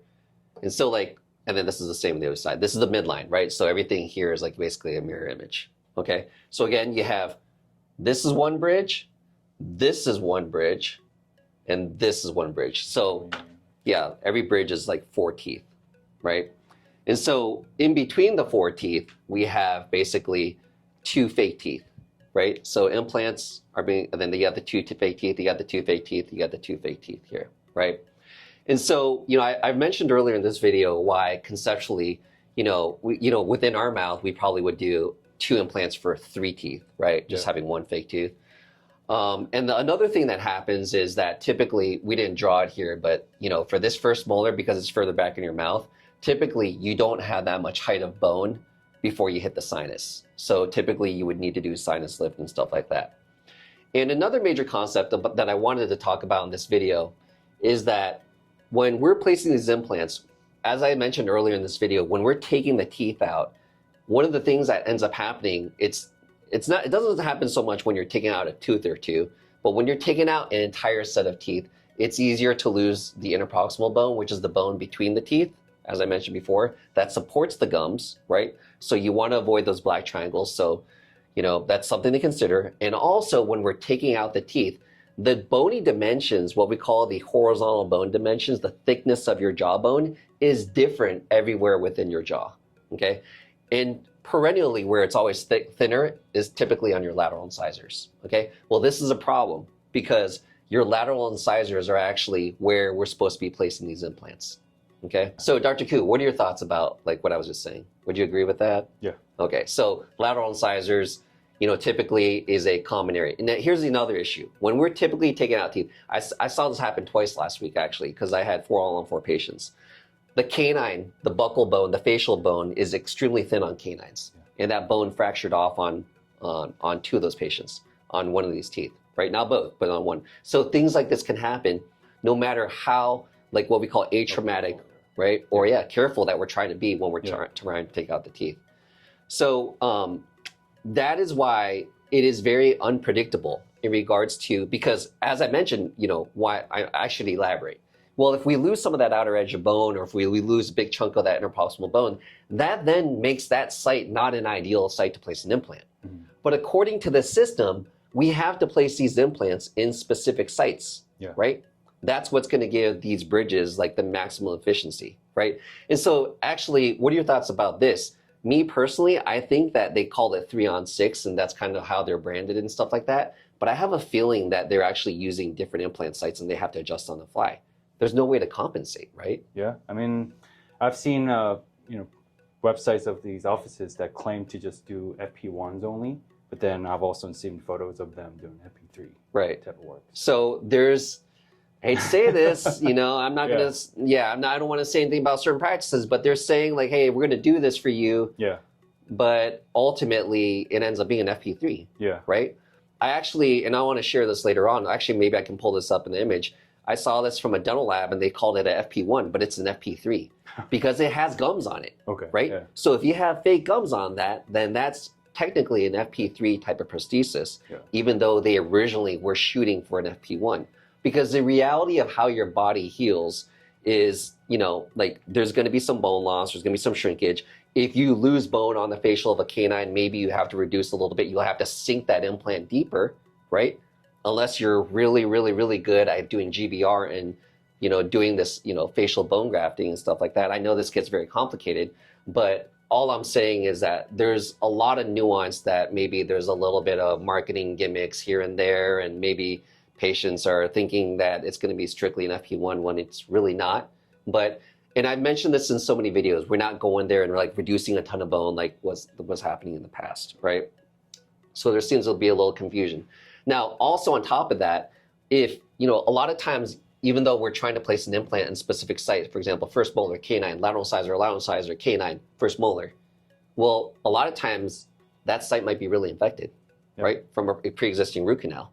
So we take that tooth out, maybe this isn't a great site. Maybe we have to go to this site, right? So you don't get the flexibility that you get with a strictly, per the definition that we see online for a 3-on-6, where they're specifically placing their implants.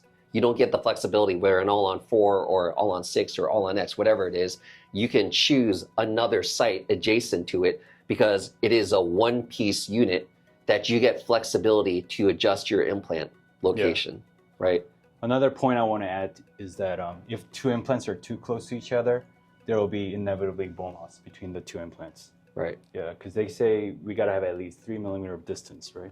Right. Teeth So you wouldn't have implants. any papilla right there. Correct. Right. Yeah. So you would get extremely squarish teeth. Mm-hmm. So again, like if you are looking at a solution like, FP1 type of solution, understand that, if they don't add any fake pink gums, you're going to have very squarish teeth.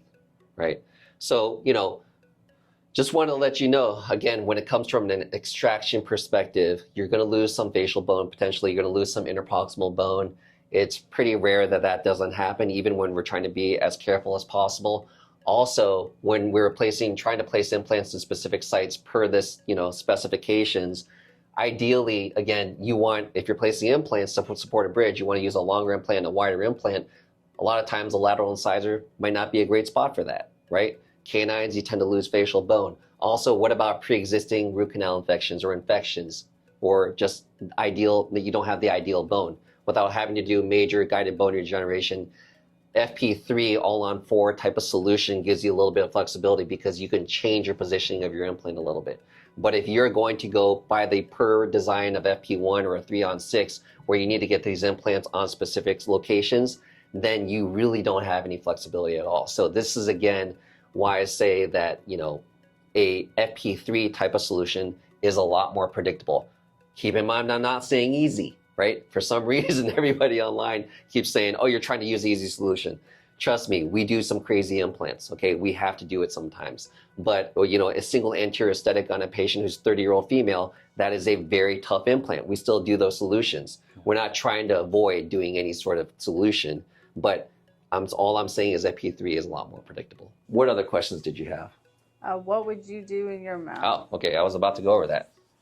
So, God's honest truth in my mouth, it's not fair, but I have connections, right? So I buy all the materials, the bone, the membranes, implants, all at cost, right? Like, I mean, like we buy tons of this stuff. So I have access to all these things that make it way more affordable for me, right? So that's not fair, right? For me versus the traditional client, right? I actually asked Dr. Koo about this yesterday, what he would do. So Dr. Koo and Dr. Kukuzaki, they both said that they would actually do FP3. Like, he said, Dr. Koo said he would, like, they actually said, like, Dr. Kukuzaki said she would want 6. And they both have thin biotypes. So again, we're industry insiders. We know what we need to be looking for. They've seen their CT scans. They know that they have thin biotypes. So, and then everything that they known, like doing all these surgeries and being in all these cases, and obviously, you know, like being trained over all these years, they both said FP3. I differ on that a little bit, okay? So I have a little bit like a medium smile line, like so. My teeth are brown because like they're so sensitive I can't whiten them, but I drink way too much coffee. But like you can see my gums a little bit, okay, my papilla.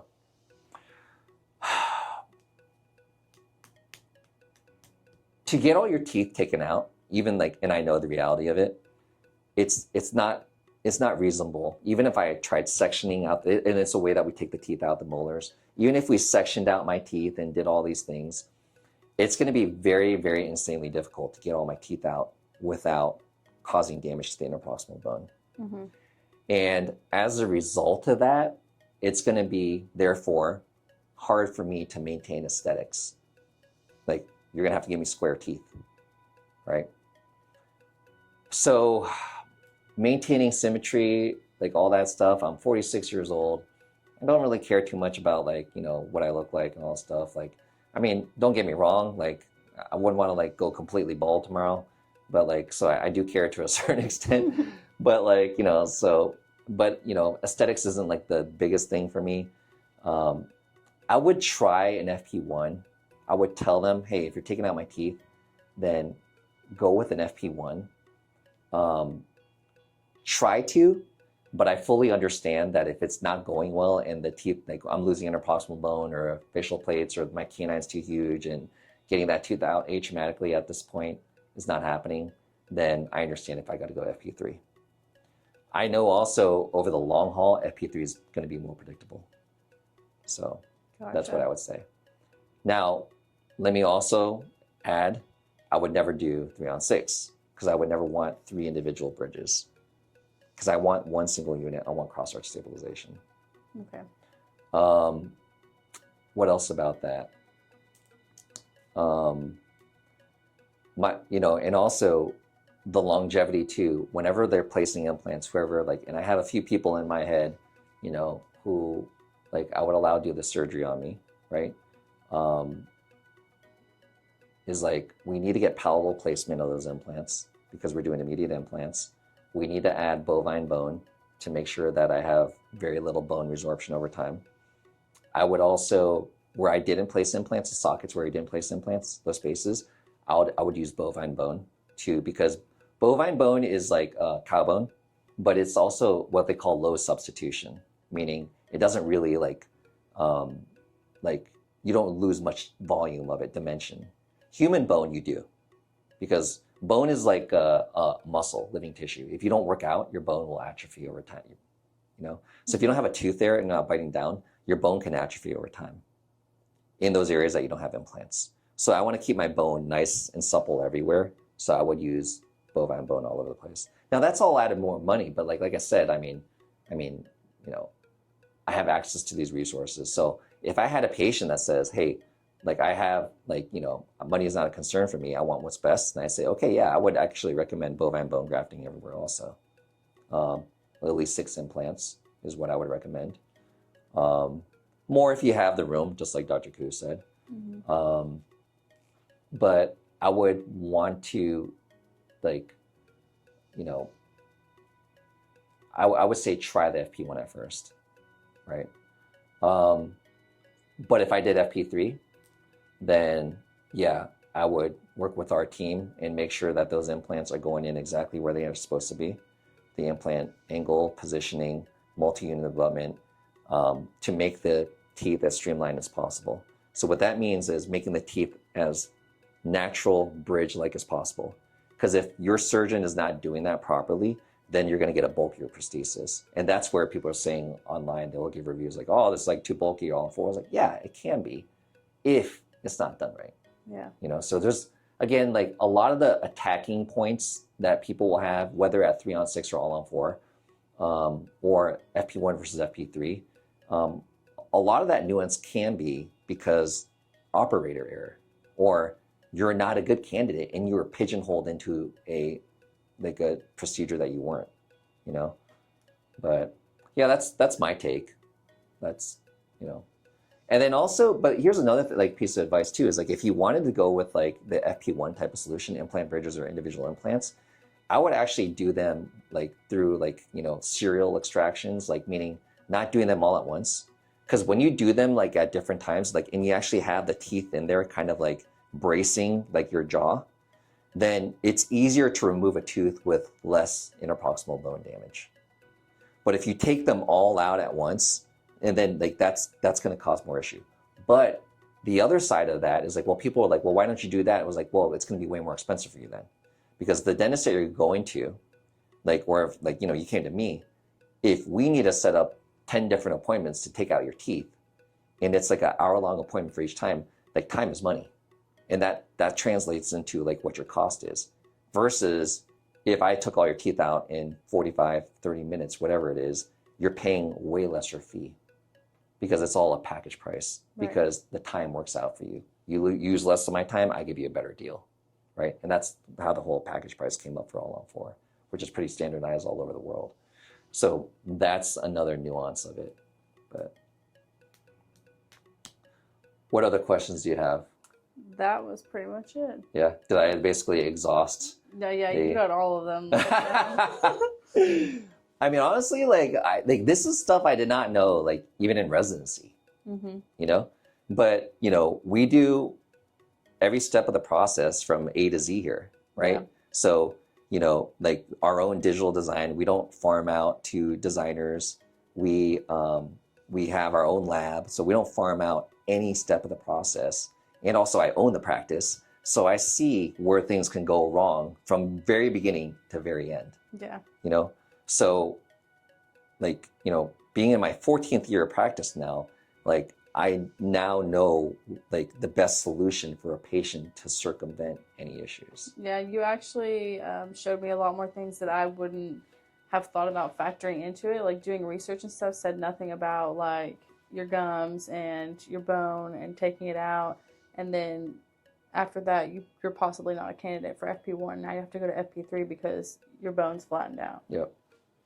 And then that, you know, unrelated to you, but for people who are older, have some sort of bone loss, yeah, they're not good candidates. Like if they care about aesthetics, they're not good candidates for FP1. And like my main thing though is also when you're talking about anterior implants and long-term success, because holy crap, I mean, let me show you something else.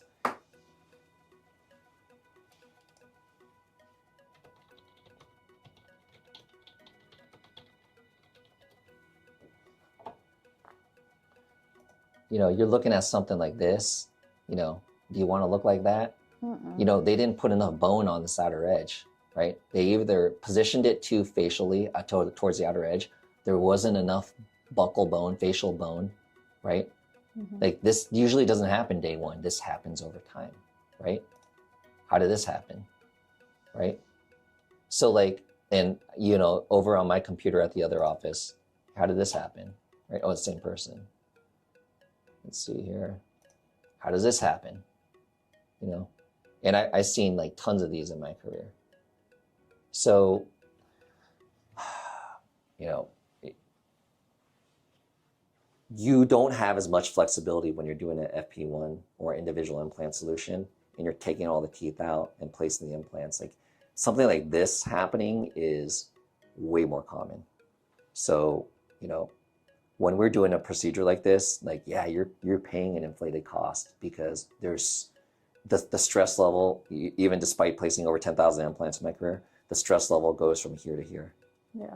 Because And again, it's not a experience issue either. I mean, yeah, experience helps, but I mean, it doesn't suddenly make it so that I can do tons of like FP1 or whatever. Yeah. And sadly, you know, because of so much effort and time, you're gonna pay a lot more.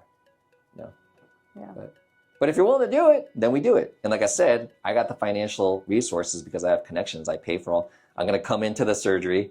I have highly trusted friends and, you know, colleagues here, obviously, and then I trust them. I got all the bone, I got all the membrane, I got all the implants. We're sparing no expense. We'll try the FP1, and then, you know, if it doesn't work out, which I would suspect it's not going to because I have a thin biotype 2, then we're gonna have to switch it over to like an all-on-4, Okay. you know, like a FP3 type of solution. All right, well, hopefully that was helpful. Yeah. It Taking was. you from literally zero knowledge of like what the hell the difference was between all-on-4 versus 3-on-6. Yeah.